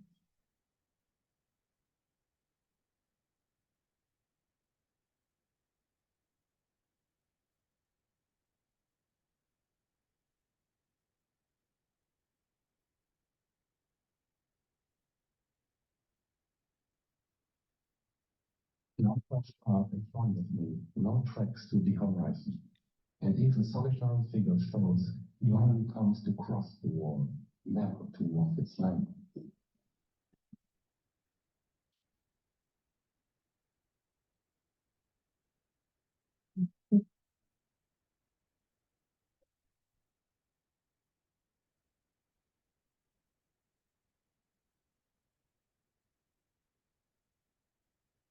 By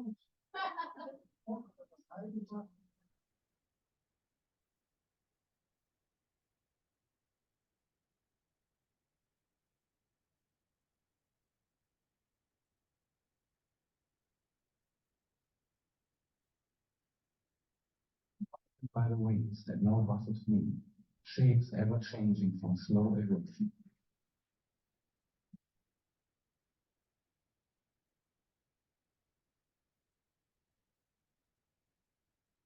Measured those laws 1,000 years apart, with the echo of my footsteps bouncing between them.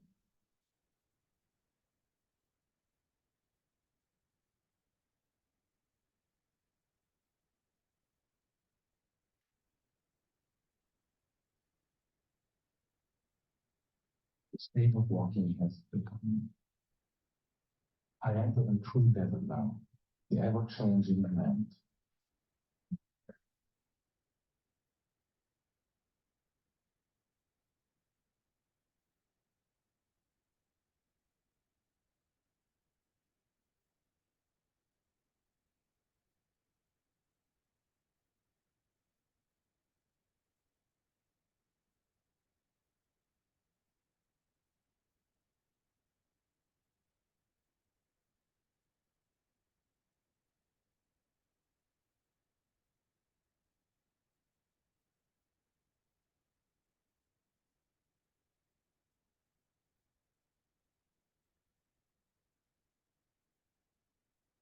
So what Carmen did was, with a very simple sketch model, a landscape made of oats, in combination with her videos, short videos of her own experience, and a very beautiful reference, together made a reality based on multiple realities.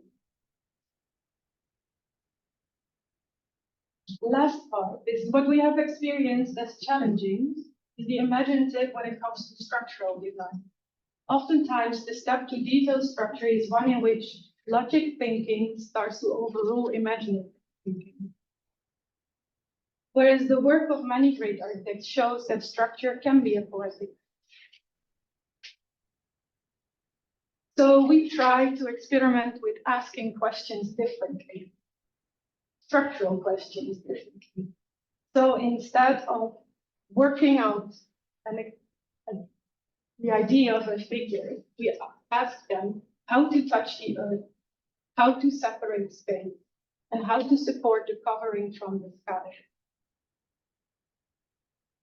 So these are also experiments that are very detailed and quite a different, I think, from the landscape images that I've shown. But I think it's a challenge that often when we think of the imaginative, it is very much in the realm of experience, but ultimately we also live. And in this case, the student worked on a detail and translated that also into a model that actually testing that, but also comes with an image. How to touch the ground when water rises. How to touch the earth lightly with very simple techniques, just simply also doing them. To finally also influence then what that building is.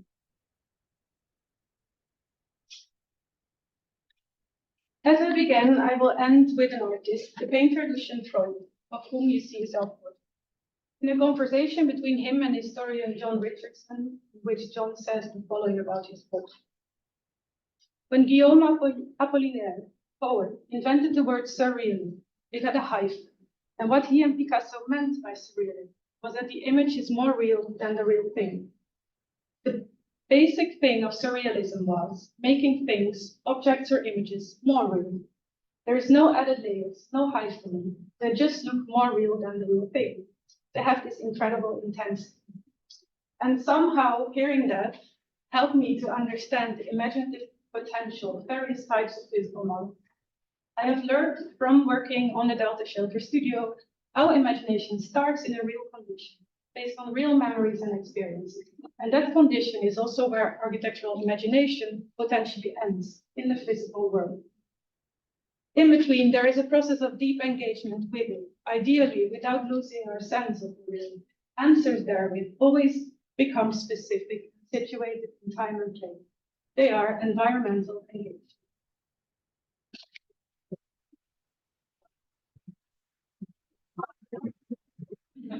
Welcome back. This is now the second half of this event, and we were hoping that we would now engage in an informal, organic loose conversation about things that we have seen. We have to admit to you that the order was purely alphabetical, but it worked wonderfully well, I think, unexpectedly positions.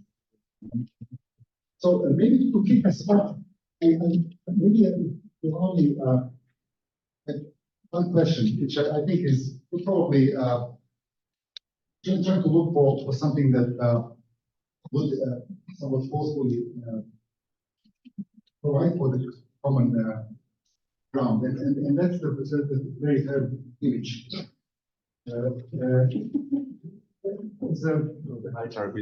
Are they blinding you? They're blinding you. Okay.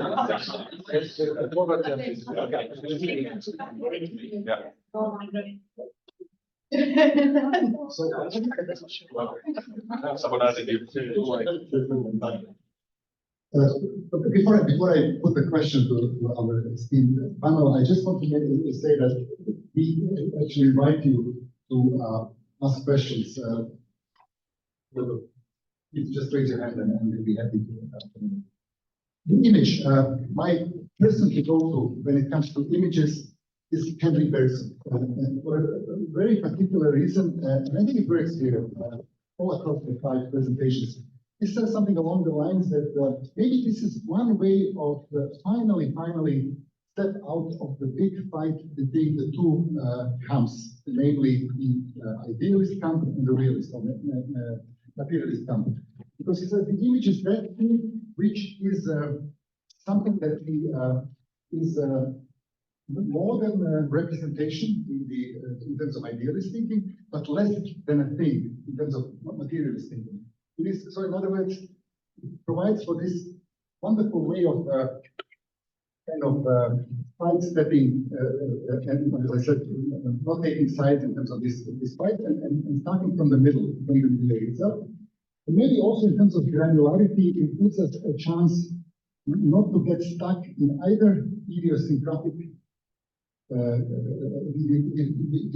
scale of things that are all perfectly unique and particular, nor get stuck in generalities that are always like too encompassing and like baggy pair of trousers that anyone can fit. So it seems as if it's, dare I say, plastic enough to allow for the leeway, for the wiggle room of thought, but not unhinged from reality, but also sufficiently deterritorialized and unhinged so as to provide space for thinking, what if, rather than just simply analyzing, extrapolating from what is already there.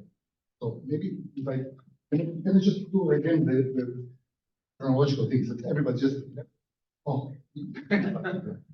Well, I'm not probably much to do the first actually.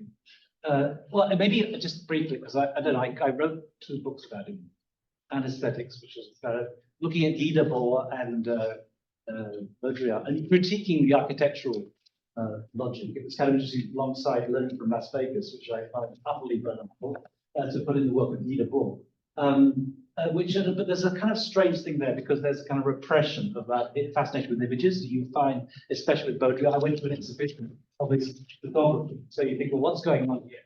So the kind of repressed fascination of the image really gives you a clue to that. But then I think the problem about that discourse was it wasn't distinguishing between images of any kind, it was just images.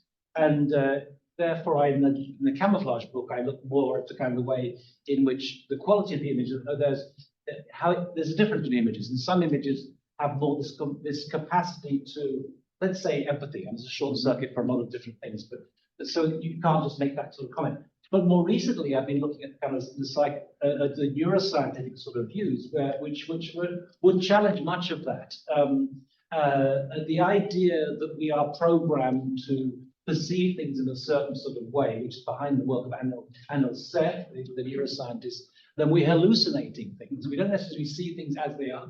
We see things as we've been trained to see things. You know? So, for example, with a rainbow. You know, most people will tell you it's, if you ask any kid, they'll say there's 7 colors in a rainbow, which is not true at all, because there's an infinite spectrum of colors, and we've been trained to see it in that kind of way. And I think that goes into architectural education as well, because if you ask someone who's limitless, what is a functioning building? They'll probably come up with the Le Corbusier, the Villa Savoie, which of course is not at all functional because it links and so on. So there's something interesting to be going on. I think we need to interrogate that process more. It's never just the image is the image is the image. I think, you know, it's a way in which we see that. And going back to Zizek, I mean, you know, we never engage with reality according to a Lacanian perspective. What we take as reality is essentially something that's mediated through our fantasy. You know? We see things we fantasize about. And I like that alongside the NL set thing, to say, let's not talk about reality. We never engage with it. Everything is seen in some ways through the realms of representation. And let's also not forget, just one final thing, the work of Judith Butler, who basically says that the gaze itself is actative. It's not innocent. We read it in a certain sort of way. So there's a very sort of dynamic process, but I'm always nervous when people talk about reality. Especially up since Coca-Cola advertised itself as being the real thing several years ago. I'm nervous about reality and images and talking about them too simplistically, because I think there's a very complicated landscape. We take it in order? Yeah. Okay. Yes. Yeah, well, of course, it's the best position to be in, to be more and less. Yeah, it's like you can choose still. But I think talking about how this image actually delivers its potency, let's say, it comes from several ways. And I think that is the most interesting thing that you can see now in artificial intelligence. When it starts to hallucinate itself, I think this will be filtered out very quickly. But this is the moment that we can see, here, this is what we do. This is what we can still relate to. So the imprecise images that it makes out of some sort of prompt, to me the most fascinating, sort of infant-like state of developing this mind. So to bring that back to the idea of repetition and also the volume of images, and also, I mean, in sense of priming, images are very, very powerful. So, I mean, to follow Eisenstein with his, you know, like 1 + 1 image is not 2. I mean, it can be 1 + 1, it can be Tuesday, or black, or cow, I don't know. So this kind of priming of what is next by the previous image, I think that we sort of undermine ourselves with this, because if I had shown you 5 people who were drowning there, that number 5 would not have made such an impact. So that is just also the mechanism that we sort of build our own idea of our reality, not to go into that pitfall of what is reality in regard to the image. So, but I would say, seeing all the 5 presentations, I would like to have chosen to be a little bit more soft for myself in choosing the topic of my presentation, because it was actually soothing to see, you know, hey, but there is still beauty in the world, and hey, we can still do things out of these. Yeah, slightly, yeah, I don't know. But so I was spirited by it. So thank you for that positive opportunity to share. There was no answer in this, I know. Yeah, well, well, I'm also very happy to be part of this panel. I feel like I'm at a slight disadvantage because I haven't written any books on images. So this answer is probably not as erudite as some of the previous answers I've been given. But I think what you pointed at, Andrej, with the sort of idealist, materialist camp, I think that was worked very well for the presentation that I gave, because I think what all presentations showed or shared is sort of pointing to the power of images, even if you say there's so many produced that they lose their potency, but still they remain very, very powerful.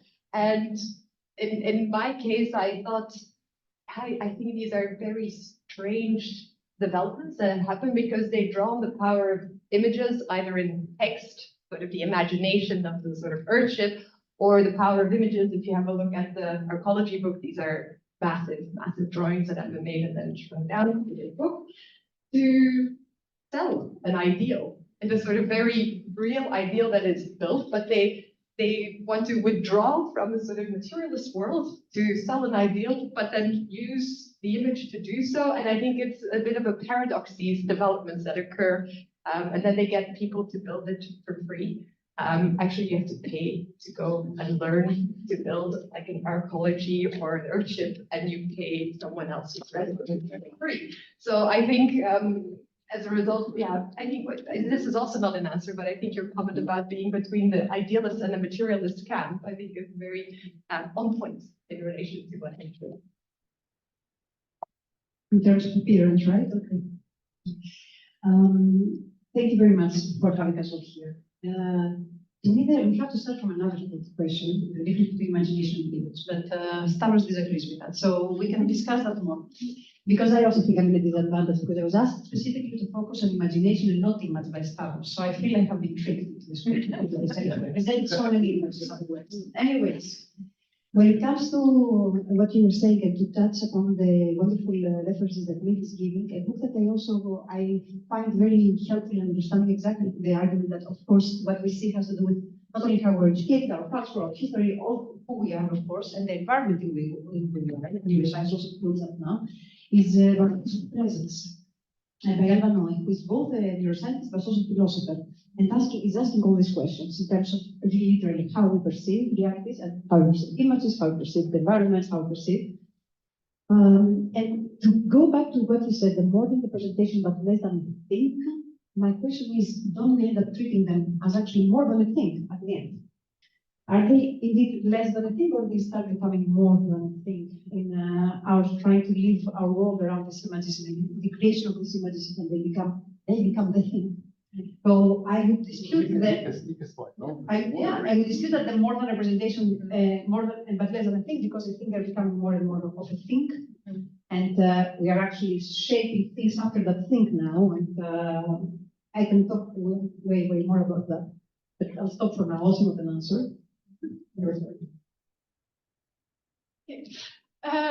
Well, I was really surprised, or actually positively surprised and intimidated by the order of presentations. It's like, wow, I feel so naive and so simple. But actually sitting here now, I still feel very simple and being in this body. And of course, I think when we start to think about it and speak about it, these conversations matter to realize that there's more and that there is a middle ground. But yeah, this is from where I speak and think and feel. That's something. There's a middle ground. But yes, yeah, it's really, for me, this is just how I will turn the tables around. No, it's this is the thing recording. It's okay. I'm just below it. It's okay. So I will turn a bit. So you start now, and then it goes the other way around, because you gave a very short answer. So I'm gonna push you to give a bigger answer by answering the question that I'm gonna pose, and I expect everyone to give a point on it. What I want to ask, what I want to ask is the following. Everyone has their obsessions. One of mine is Simon Don, and everybody knows it, so I'm going to speak my obsessions. One of my obsessions in my obsession, so a meta-obsession with Simon Don, is his very adamant claim that one should not separate structure and operation. But however, discursively, when we are approaching something, we should at least approach it both structurally and operationally. So he's basically saying that in reality, in what's going on, structure and operation are not apart. There's nothing that's just pure structure, and there's nothing that's just pure operation. Okay? We agree on that. But when we examine something from a column to a chair to a person, we should examine both structural elements and operational elements and the way they relate with one another.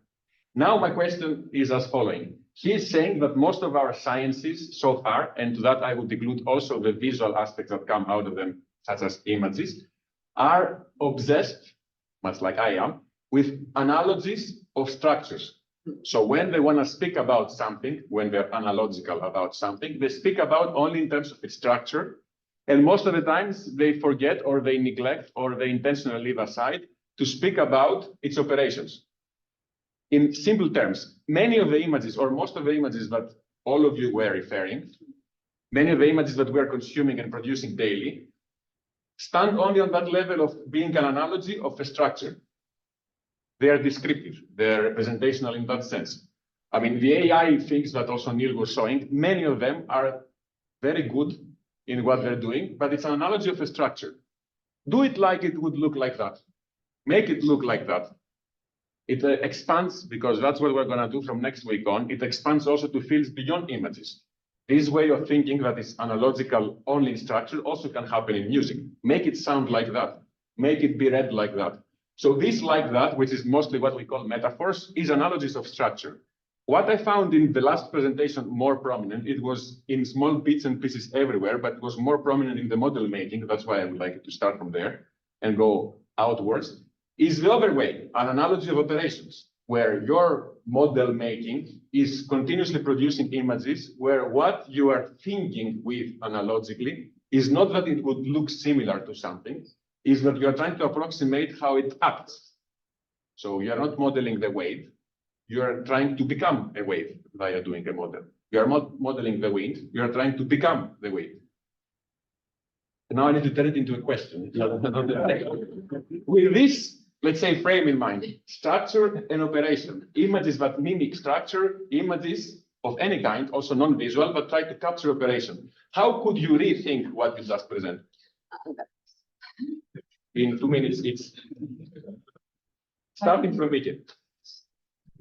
But now you pose a question that requires thinking. Starting from anyone that wants to start first. Anyone that wants to start, I'm not going to be structural about it.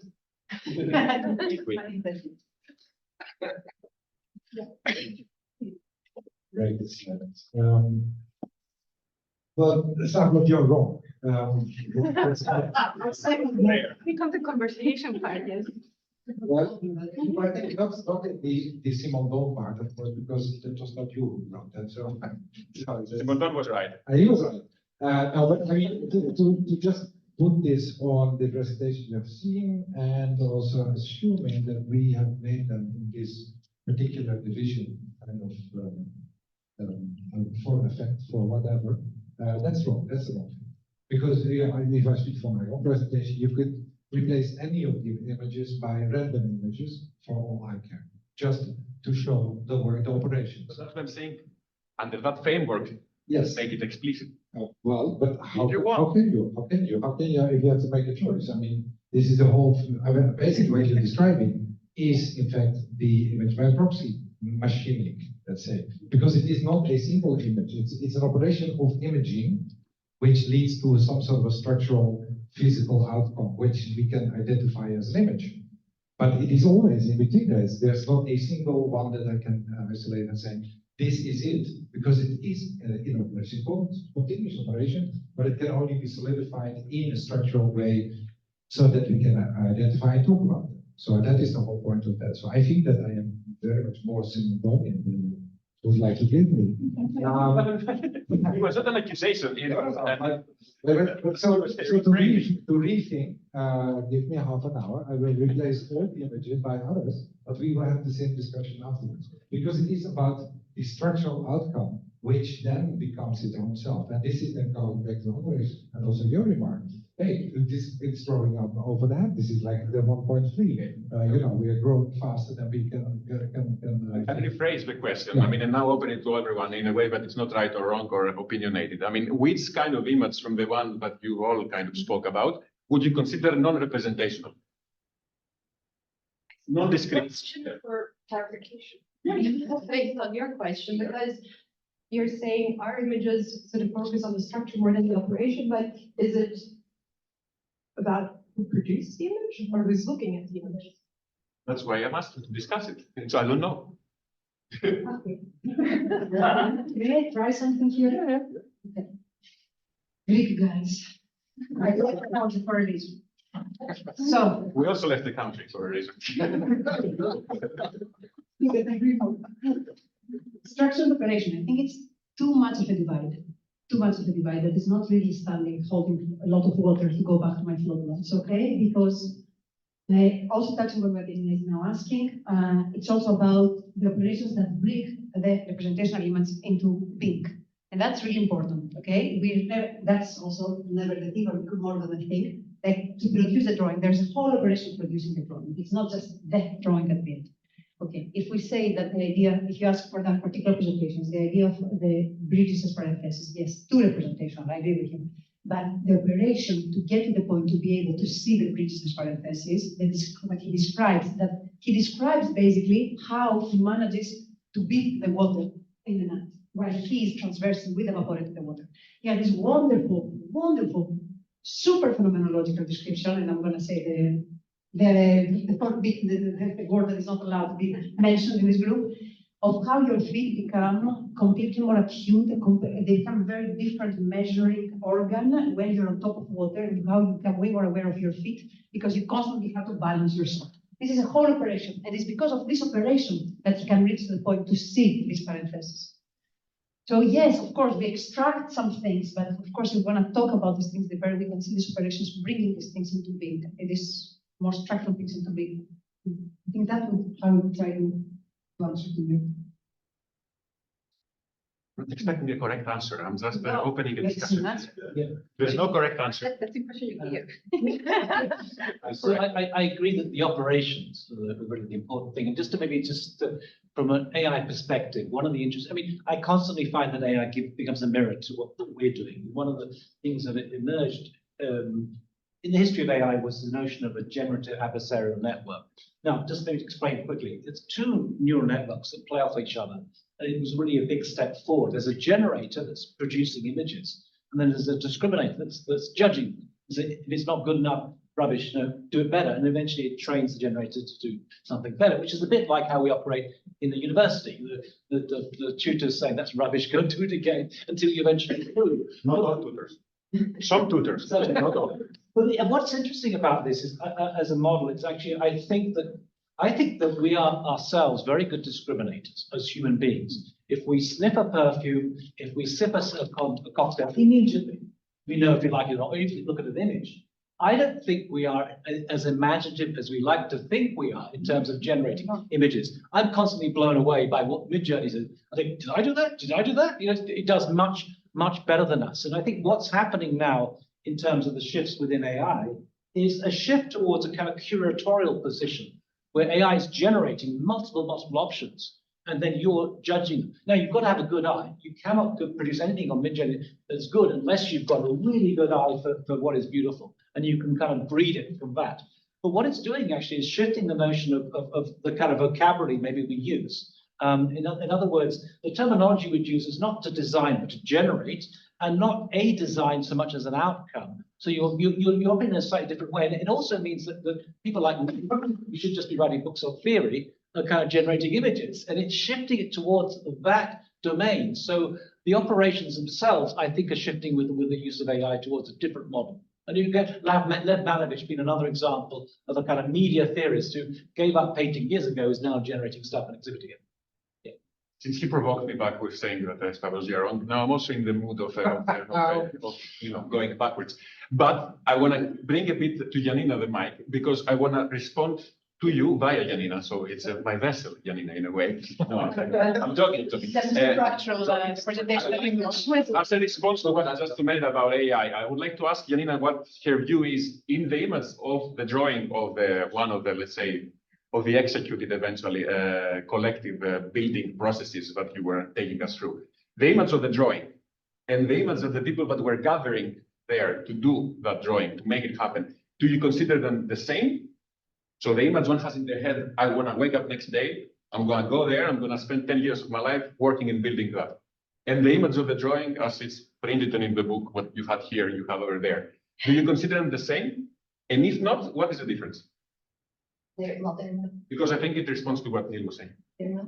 I think one provokes the other, but this is also what prompted my question, because the question about is it the intention of the maker or the one who perceives it? But I think if you look at Soleri had clear ideas about how it was to function. This is why he drew this. He called more advanced species live in denser colonies than less advanced species. And so humans supposedly in his mind are more advanced, so we live very dense, and then this will blah, blah, blah, blah, blah. But other people looking at these drawings, and unfortunately I could only show one, but I really recommend you look at them. Other people see things in there and they prompt an operation. They say, I want to be part of this because they see how, maybe not how we intended it to function, but they see that there is a promise there of how it could function. So it's not just about the structure, but it is about the operation. That's also why I wanted to show the Arcosontians, the true believers, speaking for it, because this is what they see in these images that have lured them there, that also lured me there to see what it was all about. But they're not the same. There's a relation between one and the other, but they're not. And if you were to compare, you can make a comment before you give to Mieke. If you were going to compare the drawing with, okay, good. If you were comparing the drawing of the Arcosanti with the intention, the image as an intention in someone to go there and build that thing, and with the images that are constantly produced in model making, in the way that Mieke was presenting, would you see similarities between them? And if not, you see differences? What kind of differences do you see? So all I'm trying to say, if the image is not one, if there is an image in the Venetian bridge, if there is an image in the model making, if there is an image in the drawing, if there is an image in the intention, how can you still call them all images while they're all so different? But isn't that, Basically, I mean, I'm not expecting a fixed answer. I'm just are asking the these question. images different also because the processes of creating them have been different? For instance, in a novel, it's not an image that you're looking at as a photograph. Yeah. Well, but it's just it was just a rude interruption, but it depends, I guess. Yeah, of course, there's not one image, but it's also how these images were produced and how they are actually perceived and received. So it's very different to read a novel and to imagine the words of Venice on the water, whatever, than it is to see architectural drawings, than it is to see the video that you showed. Where it's more about the sensorial aspects of listening. So of course the images are different. There's not one image. It's a bit tautological, the response, but No, it's not tautological. It was responding to you. Are they different or are they the same? Of course they're different. So what is the question? the question is, how are they different? In which sense are they different? I know that they're That's different. In which sense are they different? Yeah. Well, I'm just constantly wondering, why do you start producing an image? What do you want from it? And that influences how you start producing. So, for example, making waves or making wild grasses is about forgetting about them and just feeling, because you want to understand what you're working with. But the moment you step into the assignment, it becomes a different purpose. And for me, actually, the point for me was maybe like there is a continuation in that, but they change in the process. But maybe the end up, I think for me also the question with AI, yeah, of course it can do a lot and maybe it does it better or worse, but for what purpose? What do we want from it? And I think that's always the first question we ask our students also. Why are you producing this and why do you choose this techniques? And what do you then read? Maybe I could just say something. I think the agency of the person interpreting it is hugely important. You can't just talk about the image. You know, I don't know. I used to work with Adam Caruso, who would really get very sensitive about a pretty ordinary black wall. You know, he could read it and aestheticize it in a completely different sort of way. You know, and just another anecdote. I'm not wearing them now, but I've got a pair of yellow Nike sneakers, and I will go to Zaha's office, and Patrick Schumacher will say, "Wow, where'd you get those? I want a pair." And I go to see. You would go and buy them immediately, right? Yeah, he's going by me. And I go to my sister's place, and she's a teacher in Tunbridge Wells, and she'll say, "Neil, you're not a teenager anymore. Why are you wearing those sneakers?" So I think that the important thing is, this is what I was trying to say in the book Anesthetics, is there is a lens by which we look at things, the gaze itself. And I think one of the problems one of the successes, but one of the problems we have is that we aestheticize everything, right? And what that basically means is blotting out a whole series of socio-economic and political concerns. Our clients are saying, how much does it cost? And we say, don't worry, it's beautiful. So we all have different lenses. So it's very difficult to talk about the lens, about an image on its own, without engaging with the agency of the person engaging with it. I shouldn't speak anymore, but okay. What you just said. No, yes, it's I'm not talking. yeah, conversations, of course. No, I mean, it's not really not so long. It was more. It was more like let's switch back from the image to the imaging. That's the idea. Imaging. Imaging. I asked about. Oh, you also asked. Oh, I feel that's bad. Sorry. Yeah. Imaging. So let's take the imaging as a sort of act out of the image and out of the visual ground, because that was one of the systems of today, is that we could sometimes get lost into literature or into sounds or whatever. And I think this imaging, it's sort of this bridge in between the two things that you're describing. Because who in your film, there was one remark that they used about, I don't know, 20% of fossil fuels compared to everything.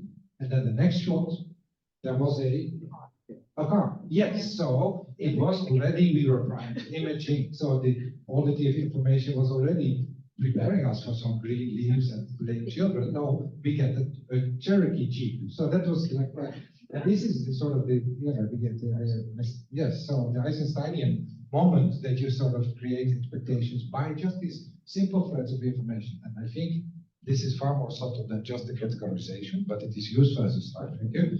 And then you want to say something? When you're done. Yeah. Oh, you can. You're done. Or you were super kind. I was super kind and I squeezed in the Greek triangle. Trouble, we're in trouble.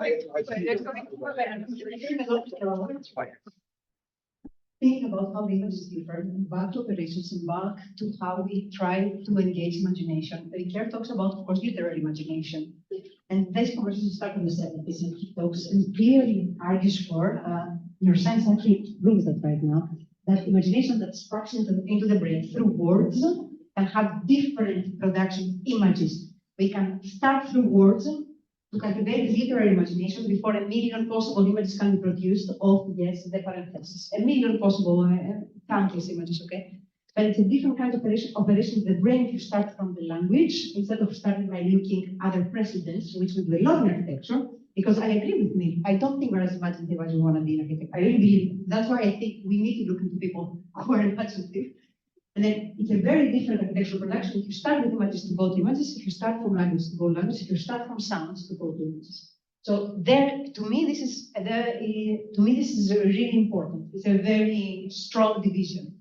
I didn't want to talk about literary imagination and all this today because it's a matter of sensing. Yeah. And intuiting.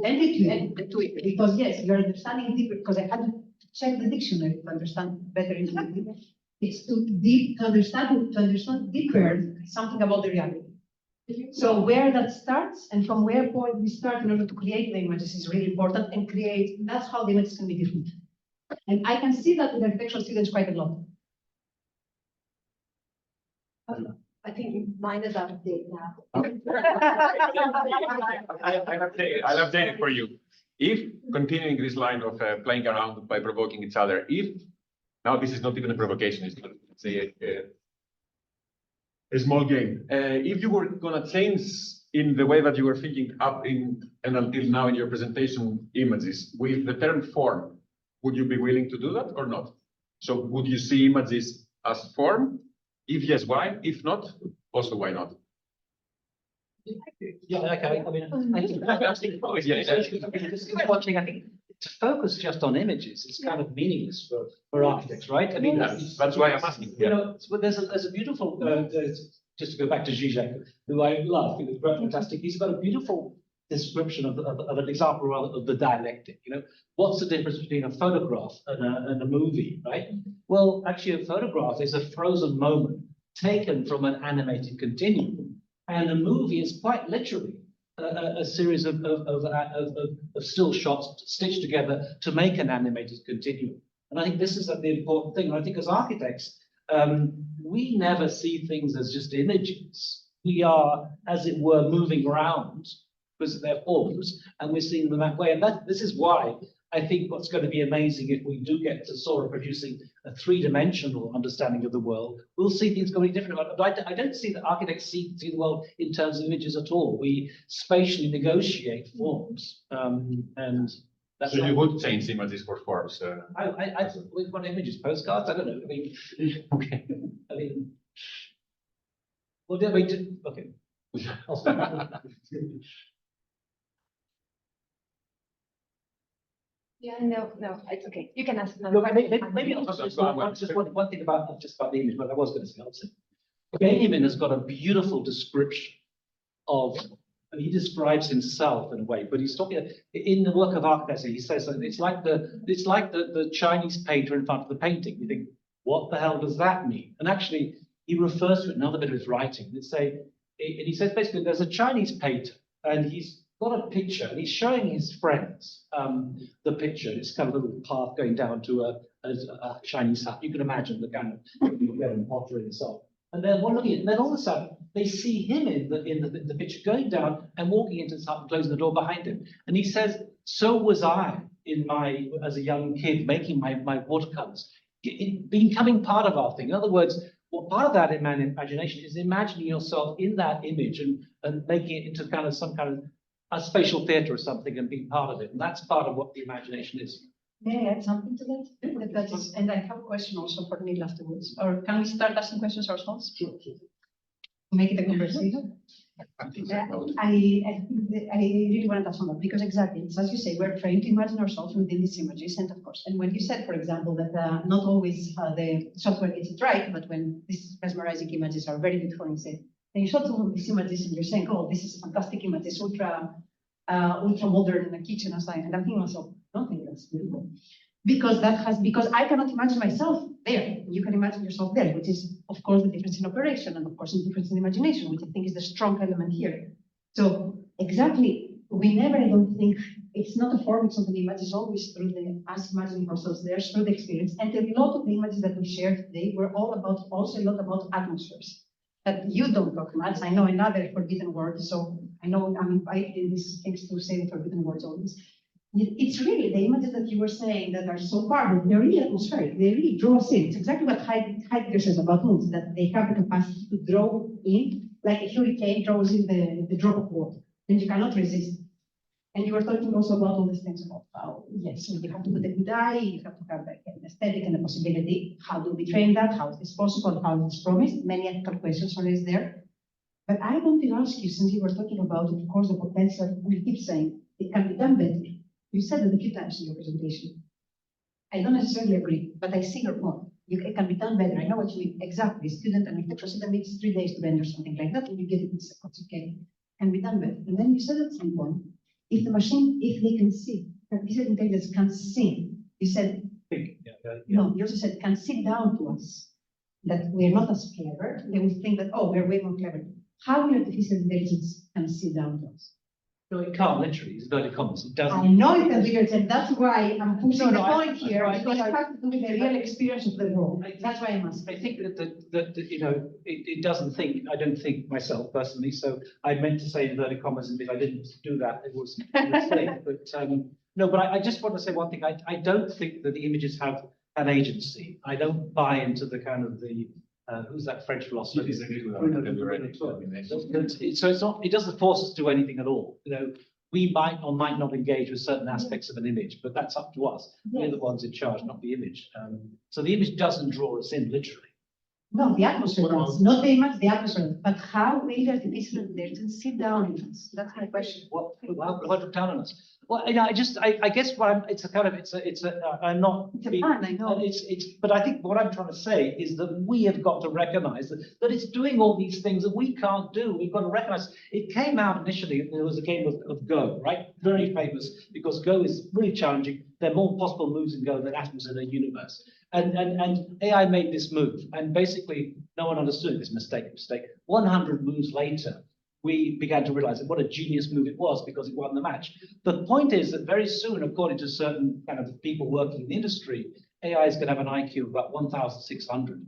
And we will not even be able to understand what the hell it's thinking. No, it's got a range of intelligence that's beyond us. A bit like, you know, we've got a far lesser range of smell and hearing than a dog. A dog will hear. Yes, but will it be able to generate form? That's my question. Of course, of course. No, I think we're at the very threshold of 2D to 3D for that sort of thing. And I can't say that for certain, but it was told to me by the researcher who's working on it. No, confidential.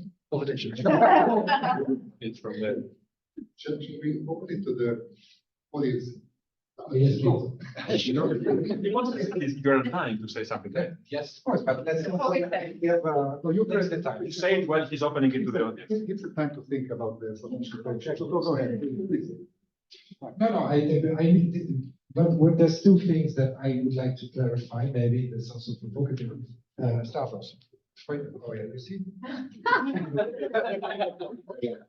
We're talking about image. When I was teaching here, I was always a little bit in trouble with colleagues and also with well, yes, the authority, because I was, let's say, one of my duties was to assess students on the way they build a model of something which should be built in real life sort of situations. And I've seen a very large sort of array of very fantastic models, which I could evaluate on the basis of being a model, but none of them could be built in any way because it was just too fantastic, it was too beautiful. And then I would say, okay, can you maybe, like this little thing, could you build this in one-on-one? And then there was, of course, not the capacity or the knowledge to do so. So does this affect also count as your image? Because that was my objection, let's say the free to do kind of the world. Would this also count as your definition of image? What do you? I think What it's do they have to think? that's a wish image. I mean, in Freudian terms, you want it to be built, but only as that. But you're right. I mean, it's our problem, right? You go to the Venice Biennale, artists show their work. We show representations of our work, not the work itself. Exactly. Or hallucinations of what they could be. So I was seeing the models in the Mieke slides. That a form of understanding reality as hallucinations. So of course you can build it because it's there. Right? Yeah, it's just built. It's exactly. there. It's It's a model. It's not a model of reality. It's the thing itself. No, of course that is there, but then you should not say this is 1 to 200 or whatever, because that is not the case. This is not one. Okay, so that is, and then we come a little bit back to the question: is there let's say an agency in this image, in the image itself? And I would say still yes, because it is not about the representation of value of what is in there. I detest representation. No, should not do that. Symbolism, no. Don't put anything in there apart what is there. But whatever you do, even if you stack it with all kinds of layers of chains of semiotic or other values, still it is there. So it works. In the same way, my not so beloved model works because it is there. So yes, there is an agency from any of this product which is coming out of this machinery.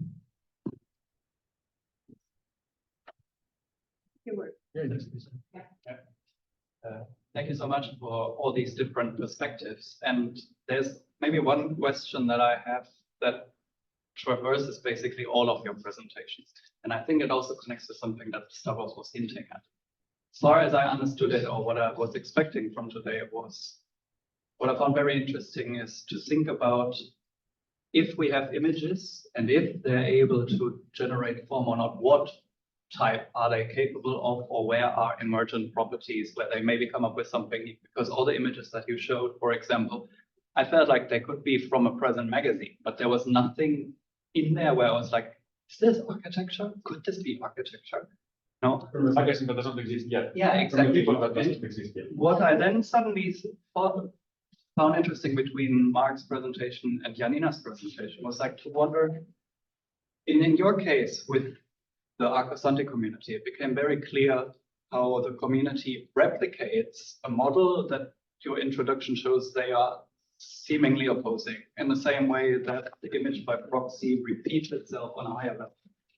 And I'm wondering about this effect of this nesting of simulacras into simulacras, or whatever they would be called. And I was wondering in regards to AI then, what your ideas is when we talk about future, what it means if these systems tend to replicate themselves and they're not really able to produce something new, or what then are the conditions for the new to emerge, and what form is this? I was very interested in maybe hearing it. Maybe I just, I mean, on the first one, I don't know, I get feedback the whole time. People are saying, where is this building?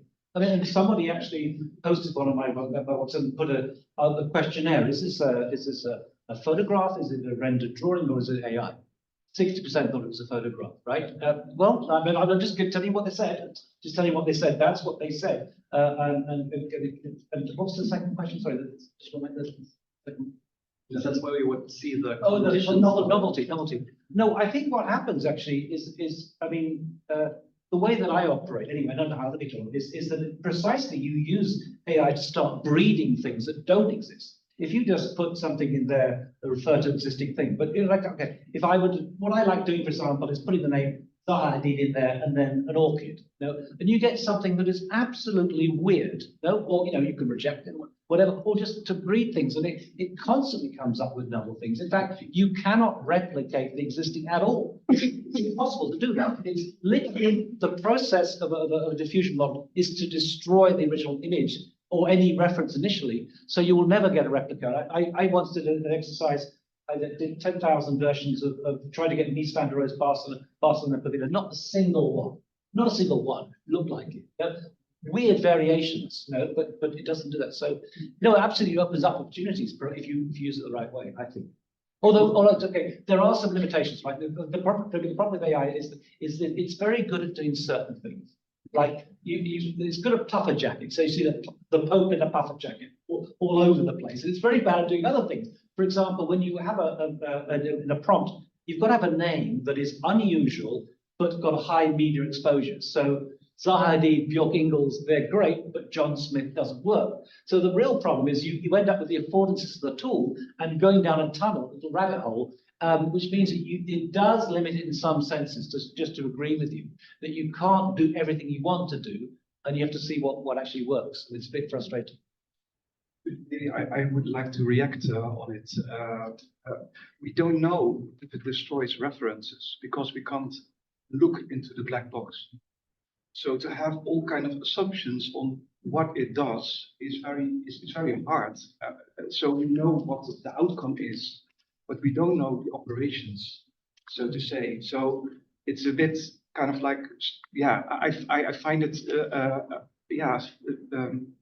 more and more difficult that there is that we draw a lot of conclusions solely on the output because we don't understand the operation, so to say. It's more like a remark, but also to just take into account that we might draw conclusions which are off and set us in really wrong directions philosophically, but also also talking about the image, so to say, what it actually is or what it does to us. I'm just addressing you, but it's more like a thing in general, I think. Actually, we don't know what's going on in the brain either, so they're both black boxes. But we do know the process in a diffusion model, which is to introduce Gaussian noise to this run in the initial kind of image, and then kind of repair it deliberately to make it come up with an alternative. Now, there are questions of copyright. We had a session on digital futures about copyright, and we had two intellectual property lawyers from MIT and Harvard. And actually, the only literal point where copyright is infringed, and I'm sure it's infringed many more times than they'll admit, is when you scrape information from the internet that is copyrighted. And I'm pretty sure that Sora is contravening all those things. But then again, we copy ourselves anyway. If you think about what happens in an architectural design crit, you've got to do something that's a little bit like Zaha, or Norman Foster, or Frank Gehry, or whatever, that's more, but not the same. There is a canon of architecture that we follow. So if you come up with a pineapple, you're going to be fair. That's not architecture. Right? So we already copy, and it's the way that actually human beings operate, how memes operate. If someone's wearing, I don't know, these pair of shoes here, everyone else says, I'll get a copy. Or we're wearing a baseball cap. Things catch on, tunes catch on, and so on, expressions. So human beings, Adorno makes the comment that a human becomes human by copying. So we actually are the ones who copy very imperfectly, less than AI, I would say. Janina wants to say something, then I see Mieke also wants to say something, and then I leave it to serendipity. No, but Janina was first. I'll be short. I was wondering, based on the conversation now, if we're circling back to your like this relay. Yes, I take some time to think. I'm not like AI. But if we're circling back to the sort of image and structure, because if I understand Bob's question correct, then the sort of discussion that followed, you said that we can only sort of generate based on things we know, whereas AI can break through that. But then the operation, how it functions, will not be different, I think, because we operate the way we operate. So we can maybe only imagine things that are already somewhere in our brain, whereas AI might be able to go beyond that, but the operation of how it functions will be the same, because we are the humans using it, we're the society using the thing. So yeah. It's like, we're in control, but in the end, it's throwing out a much greater range than we would think of. So we do select it. We're still in charge, but I would say that it still has an advantage. But I think what they were trying to do, and the things that I was showing, is they were trying to come up with forms that would make society function in a different way. And then can AI promise that? Because in a way you're saying we can only generate images on the basis of images we've seen in the past, whereas AI can go beyond that. But if then we build what AI thinks of, will that then transform society? I mean, I disagree with any agency in the object or the image. I don't think the agent, this is where I disagree with the whole object. Let's have Mieke say what she is also trying to say, and then we'll go to Marc. Yes. Yeah. And Marc is. I think it doesn't respond directly to what you said, but I actually think that filling in prompts, to me, I also learned that we don't know what happens when we come out from, if we engages us or not. I briefly at the end refer to surrealism and the different meanings that are there. And to me, filling in a prompt and perceiving an outcome is almost like a cadavre exquise. I perceive it and it can trigger me, but I don't know what to do with it because for me it's then finished. There it stops. And and that's also the very pragmatic mind here. like where does it start to attach them back to reality? That's for me this other form of surrealism. It's not, to me, it's not bad to sort of base our work on what is already there. How much distance do we need, and are the images actually then helping us to move further? And then I think it's also good that there's a close relationship. Can you hear me? Yeah, I was even better with this mic, but not over two mics. Yeah, so, that's okay.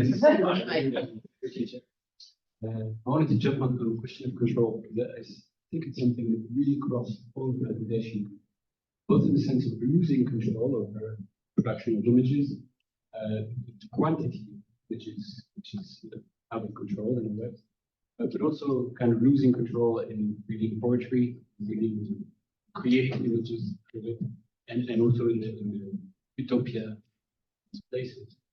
But in a way, it felt like it's always we're losing control now as if we hadn't before. And I wonder if this is really true, because actually every act of creation is never about control. Writing poetry is not about control. You discover what you're producing while doing it, and you read it the next day, and maybe 100 times really dull, and then 3 are amazing. And you do the same spectrum process into your code in the AI. Same for photography. You take 100 photos, and maybe one is you didn't even know you would take it, but you're surprised at this association with camera game. And this is where I believe it's never about highly work. You have your idea in mind and implement it in matter. It's always a collaboration. And so it's a collaboration with another kind of tool, which is super fast, which is very words to create images. It's a very different kind of concept, but it's a very similar process. Yeah, you're absolutely right, Mr. Rodman. I mean, I often use that argument. 50 years ago, taking a photograph, you set it up. Maybe you've got a Polaroid just go and check it's going to work, but there was one image. Then you go along and now we take a random sample snapshot. We go through, select one, take it out, edit it, whatever, and do this process. That's exactly that. And I think it is the idea of randomness we hadn't thought about, which is precisely the richness of it. Of course, then the problem becomes how do you make it actually work?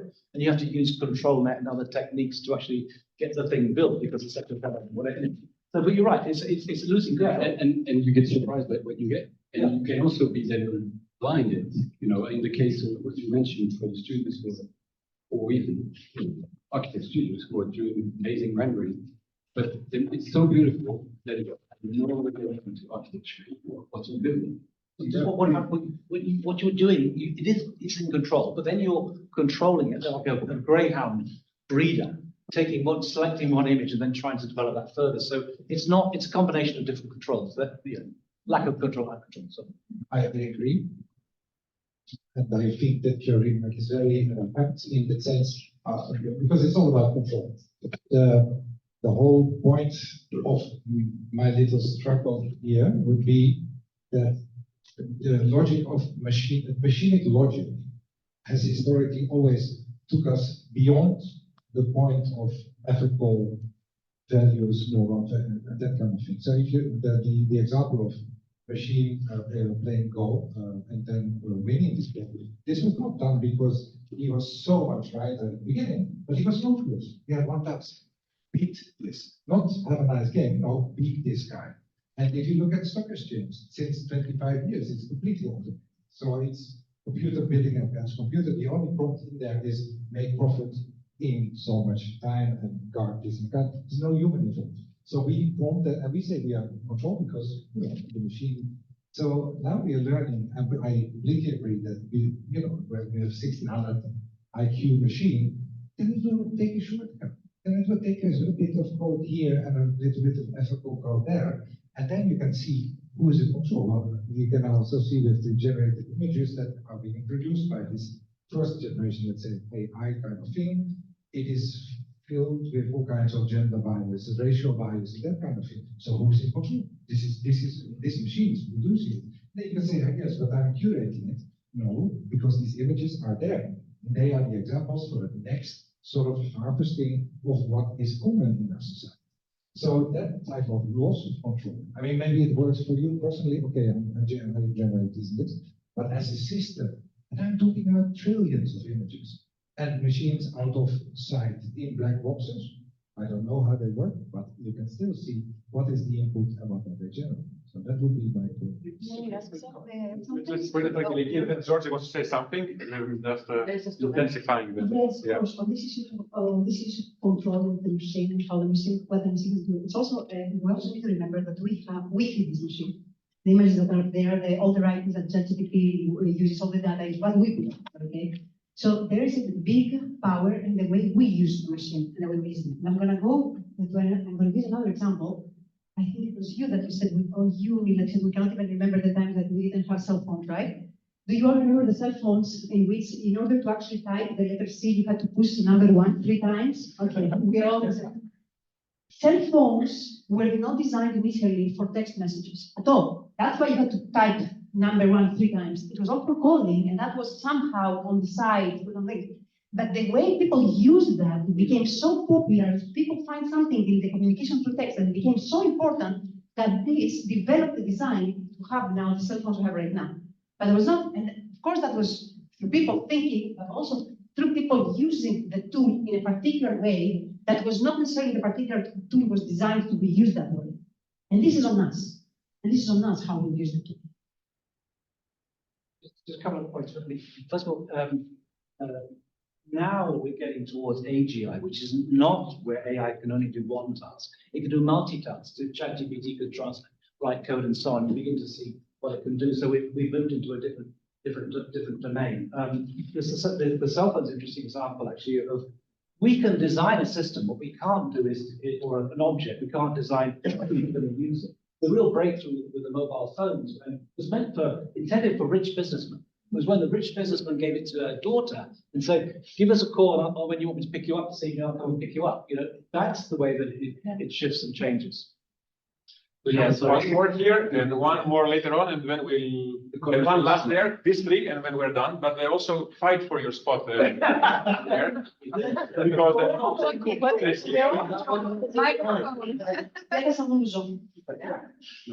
Oh my goodness. Like 10 minutes ago, there was a conversation that I wanted to ask a question or to add something. It's about the images that were produced by AI, because I really think that regarding our discourse in architectural design, research, and practice, they're extremely limited, especially if we talk about GAN models or like the Midjourney and all the other models that produce images. And always when I see them, two things pop in my mind. The first reference is the one from the Bernard Bosanquet. He was a French philosopher from the 19th century, and he differentiated two beauties. The one is the easy beauty, that one is like easily perceived by everyone, and the other one is the difficult beauty, which is one that needs kind of knowledge or education to be perceived. Wow, what wow. Yeah, and then the Midjourney atmospheric images that are there are always like easy beauties for me, because I always like just you're somehow within them, and then after 2 minutes you don't really understand what you can do with them, or where you could go, or what is the meaning of them. And then that also gives a reference to Jean Baudrillard, who says that we have a lot of information, but we don't have enough meanings. Another thing that is for me hidden in the AI. Yeah, I mean, if it was bad images, blame me. I'm the one who's. No, yeah. I think we are in our general condition today. I think we've got a proliferation of images. I think this led to a form of cultural amnesia. It's a general condition that's out there. There is one certain thing that I would like to say, that Midjourney is good for architectural practice, and it's in the first part, like a brainstorm, where you just put the text in prompt, and then you have some kind of concepts, and then you 3 images try to develop them more. It's not easy. Yes, I remember the other point I was going to make, sorry, different point. Bias, okay. Sure, AI is biased. Where does it get its bias from? It gets its bias from us, from our data. That's what it's doing. It's a scanning it. Now, if you go to Google and Google the word nurse, I guarantee that 99% are going to be female. Now, the advantage, I think, of a machine is you can recalibrate it to change it, whereas humans are continually going to be biased in the way that we look at things. That's my opinion. Yeah, I would like to comment on that, because it would be nice if it was like. But you're like, there's a huge division in, if you talk about copyright protection and what is behind what kind of law system hidden, then you would find that if you search the internet on basis of what is freely usable for these machines or what is readily available and what is not, is based on very sharp lines, which we all know, which is the division between the Western kind of world and the rest of them. So so between the Western kind of world and the rest of the world, let's say those who have the resources to protect their images and their sort of sources. So I would say that it looks like an open playing field, but it's not, in the same way that you already are texting under American law if you use Instagram or that country. You're not in Europe, you're in America, with a completely different set of sort of laws and restrictions and not restrictions. And this is the next step would be that if you generate something in Midjourney, then you would, maybe your copyright would be some sort of parked in an obscure country with a law system that you don't know even about. So and that is the whole thing, the black box, as you call it. It's so black that you don't know where you are actually operating. And this was, in the beginning of the internet, it was very exciting. Now it becomes a little bit more, let's say. But maybe just to counter that, my real problem, and I agree there's a differentiation, the wealthy haves and the people who haven't. There's a digital divide in some senses. And the most extreme version of this is something like Autodesk. We're charging you the same amount, whether you're from Africa or North America, for the same of the tool. The beauty about most of these, some of these AI things, they're free. And actually they're democratizing many things. Whereas things like robotic arms cost a fortune, and only places like Delft or North American University. One more, I hope not so AI, but let's see, a related question, and I will impose a constraint, but even if it's about AI, either Angeliki or Mieke are going to respond about it. But it's also about Miike's work. Or whatever it is, another question. Ask the question. I'm just trying to organize the. So maybe the most fundamental question, which has been maybe answered a bit in both pieces, but based on what Marc said, mostly on the work that is work with Mieke and is that it's very much about the process of imaging, which is the most relevant thing. But as Neil described, now we move to a sort of from this process of imaging towards the curative process of the image. So how in this shifting of imaging to image, where is the new goal? How does this shift? You know? That's 5 euros later on. I think we've always been curating the images that we produce. Out of 1,000 sketches, you know, that sense not really changing, except for indeed that the productive part, the production part, and this.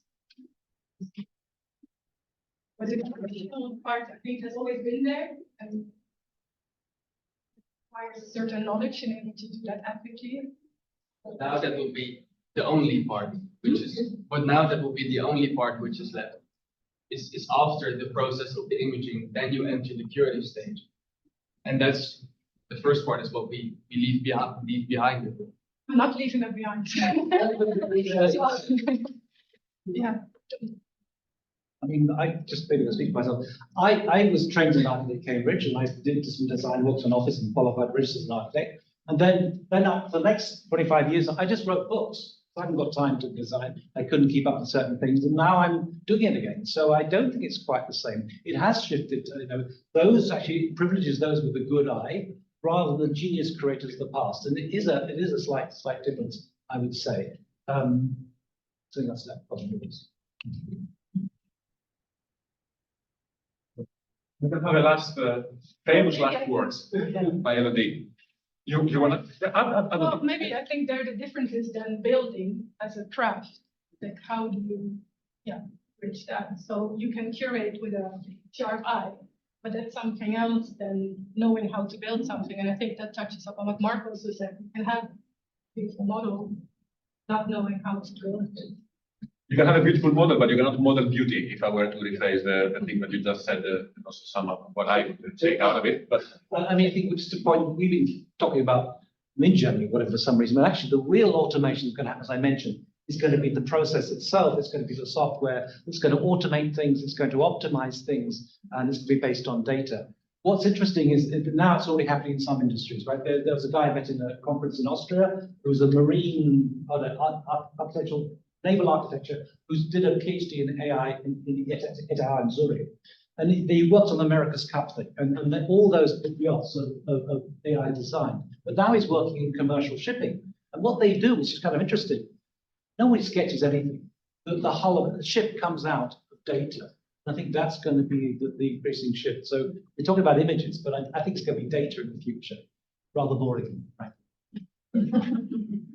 Mike, and then Elodie, the famous last words. Yes. That's your famous last words, or three last words. The one just before. No, but I think that the answer to your question, what is the new thing to achieve from the image into it's not the image, it's the curation or whatever. And I think that some of the examples of the two shows as were very, very imprecise and therefore very apt to sort of demonstrate that. Because it is not the random image, it is also the surrounding this, the whole sort of conveying of this atmosphere kind of this is what my design should feel like rather than look like. And that kind of so cool. So in that sense, this cannot easily be replaced by this flattening of an image, and this is of course sort of continuing my argument of reducing the whole design process of an architectural faculty to producing one little like a model, and this is it. I mean, the whole thing behind is much more interesting than this particular thing. So to keep that alive, that has to be, and that really is. So I'm not so negative about that. I'm actually very hopeful. My heart is glowing. Can I just abuse my position? Because I was thinking on this topic of consumption of images and so on. It reminds me now this there's a distinction that's been made a long time ago, but I think it was picked up again with Bob Sohn in architecture. The distinction between the cool and the hot medium. Hot medium gives you everything and requires no participation because you are being served everything you need to consume. The cool medium requires a certain level of participation precisely because not everything is given. Which brings me to this advice by a discovery with Erin Manning, who's been working with autistic people for a very long time. She says that because of the incredible evolutionary advantage that we have acquired in the long, process of adapting to the environment, we are very good at chunking, coming up with concepts. So even when it comes to perceiving that, what is it that we perceive in images, we immediately jump to conclusions. And because perception disconnects us from the reality, rather than connects us. People who are truly connected, and that means they are not jumping to conclusions soon are autistic people, because if they were to study any of the images that all of you have shown, they would probably take them 3 times as long or 7 times as long, because they would we need to reevaluate it continuously. Exactly, continuously, and nothing would be. They wouldn't jump to chunking conclusions. They wouldn't categorize it. Exactly, they wouldn't. So it's a matter of categorization, and allow me just because this is something I learned like 3 days ago from Pasquinelli. He said that even now we don't know in terms of classification. AI might be really radically different from us in terms of. Let's say, distinguishing the difference between a giraffe and a cat. A mouse. So, because might turn out that its way of distinguishing comes through structure, the skin coloration, rather than the shape. Or the size. Or the size even, because shape and size topologically vary depending on the... That's a radically different understanding of form as well. It's a form, but it's opposite now. It's a form that you can touch, which we wouldn't have had before that. Exactly, but some way this ties together all these things, and maybe something that we have missed to comment on, my surprise is the idea of the situated knowledge. Because I think that's this is the situated knowledge versus something that is indeed machinic. And I'm not taking any. This is not an ethical. I think both have its virtues and its problems. No, that was my views on this. A short one, and then I will finish. But wants to ask something. Is situated actually. Yes. That's what happens when you draw up data. So, for example, I put in the word house extension, and I got these British architecture and gloomy weather, and I really found out that actually the word house extension is only ever used in the UK. So just one final point. I think we've been tying everything too much to images, and I think the imagination can be used in many different ways, and I think we're going to have to be imaginative because the world's going to get tougher and tougher. And I think one of the advantages that we have as architects is to visualize things, because we make little diagrams and understand how things operate, often in ways that I haven't seen other people do that. And we need to think about different systems and how we can operate using systems rather than just images themselves. For example, TED Talks were invented by architects, right? The idea of that. And I think we've got to move beyond just focusing on images to thinking about different operations. So, can you hear me? Yes, I can hear you for well, sure. Well, I'm a photographer. So when I hear we don't need any images, we don't need to focus on images, I'm like, oh, what? But I think the problem is, and what I didn't hear a single time, or maybe, I'm not sure, maybe the word creativity. Because creativity is the combination between sensing, intuiting, and imaging, I think. And AI cannot be creative, I think. It cannot sense. And especially because there is this huge messiness in our ways of sensing the world. The way we can be affected by color, a single color. That AI cannot deal with blurry images, doesn't know how to produce blurry images. For example, everything has to be coded by language, like categorized, and it has to be named, needs to be named in order to be imaged. And that's not how we work with the images as humans. We can work with images also, we cannot name, we cannot talk about them, we cannot make sense of them, but they affect us. So I was wondering if there is an idea about creativity and the fact that it has to be a process. So I'm also looking at Because what I saw from your presentation, it's so clear that there is a process going on. So it's not coming from A to Z in one at once, how actually AI is doing. You say A and it's going to end up in D in one go. But yeah, you see that human imagination needs to have a process as well in order to act and react. In sort of an executive decision, I would like to hear all your thoughts, all four of you. In whatever order you choose, and then we will wrap it up. We'll close it up because it's already 20 minutes more. For me, that would be an answer of, in creating, we are responding to something.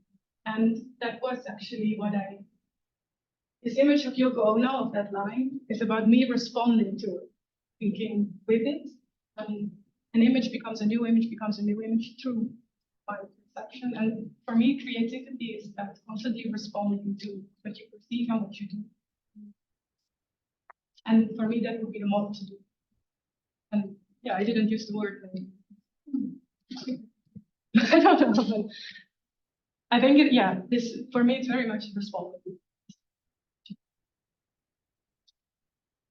Yeah, well, yeah, I think that in this moment we are on the line because I think that creativity is shown in news examples through this curating, because even though the machine produces, let's say, infinite amount of designs or examples of imaging, then you still have to curate. But it's the same thing that you do when you're photographing, you're just randomly shooting stuff. I mean, there is a moment that you have to make a decision. This is the best for this purpose. So I think that system would not so much be affected by the whole thing. But as you also say, creativity is also about finding ways around obstacles.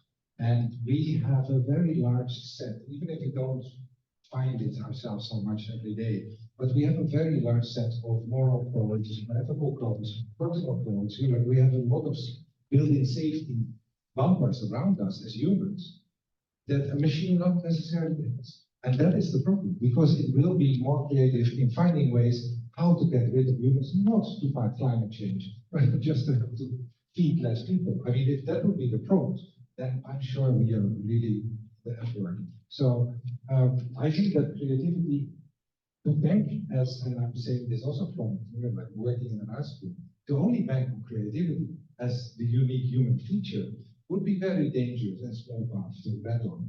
I think that during the whole combination of being able to produce, to make, to have the whole process from concepting to the execution, to even making a model if you want to, that is one of the capacities that you still will have an advantage over any system which has no NSFG for now. So, yeah, that's my response.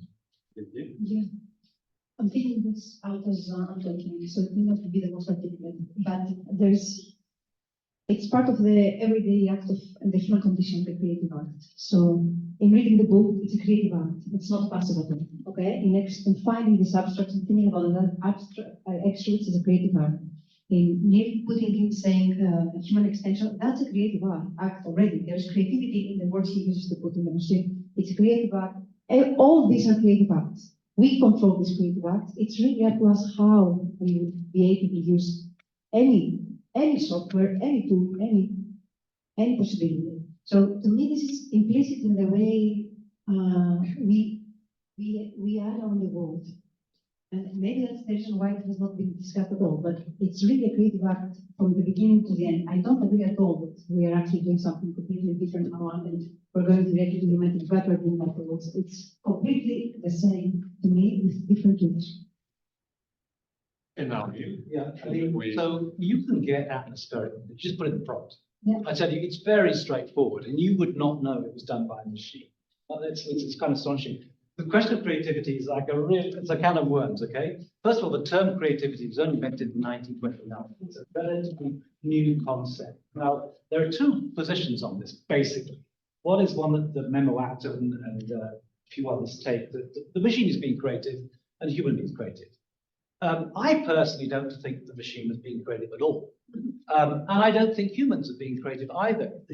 Creativity, I think, now I'll be hugely provocative, is a kind of term we use to describe something we can't describe. Oh, you're so creative. It's a bit like magic. Oh, it's so magical. Magic doesn't exist. Literally, a magician just pulls a rabbit out of the hat. It's just concealing the operations. And I think that there's a comment that Arthur C. Clarke says about magic. It's just what science hasn't explained yet. So I think I would be very suspicious, shall we say, of the term creativity that we invest so much in. And if AI can beat us at these things and it's not being creative, then maybe we're not being creative either.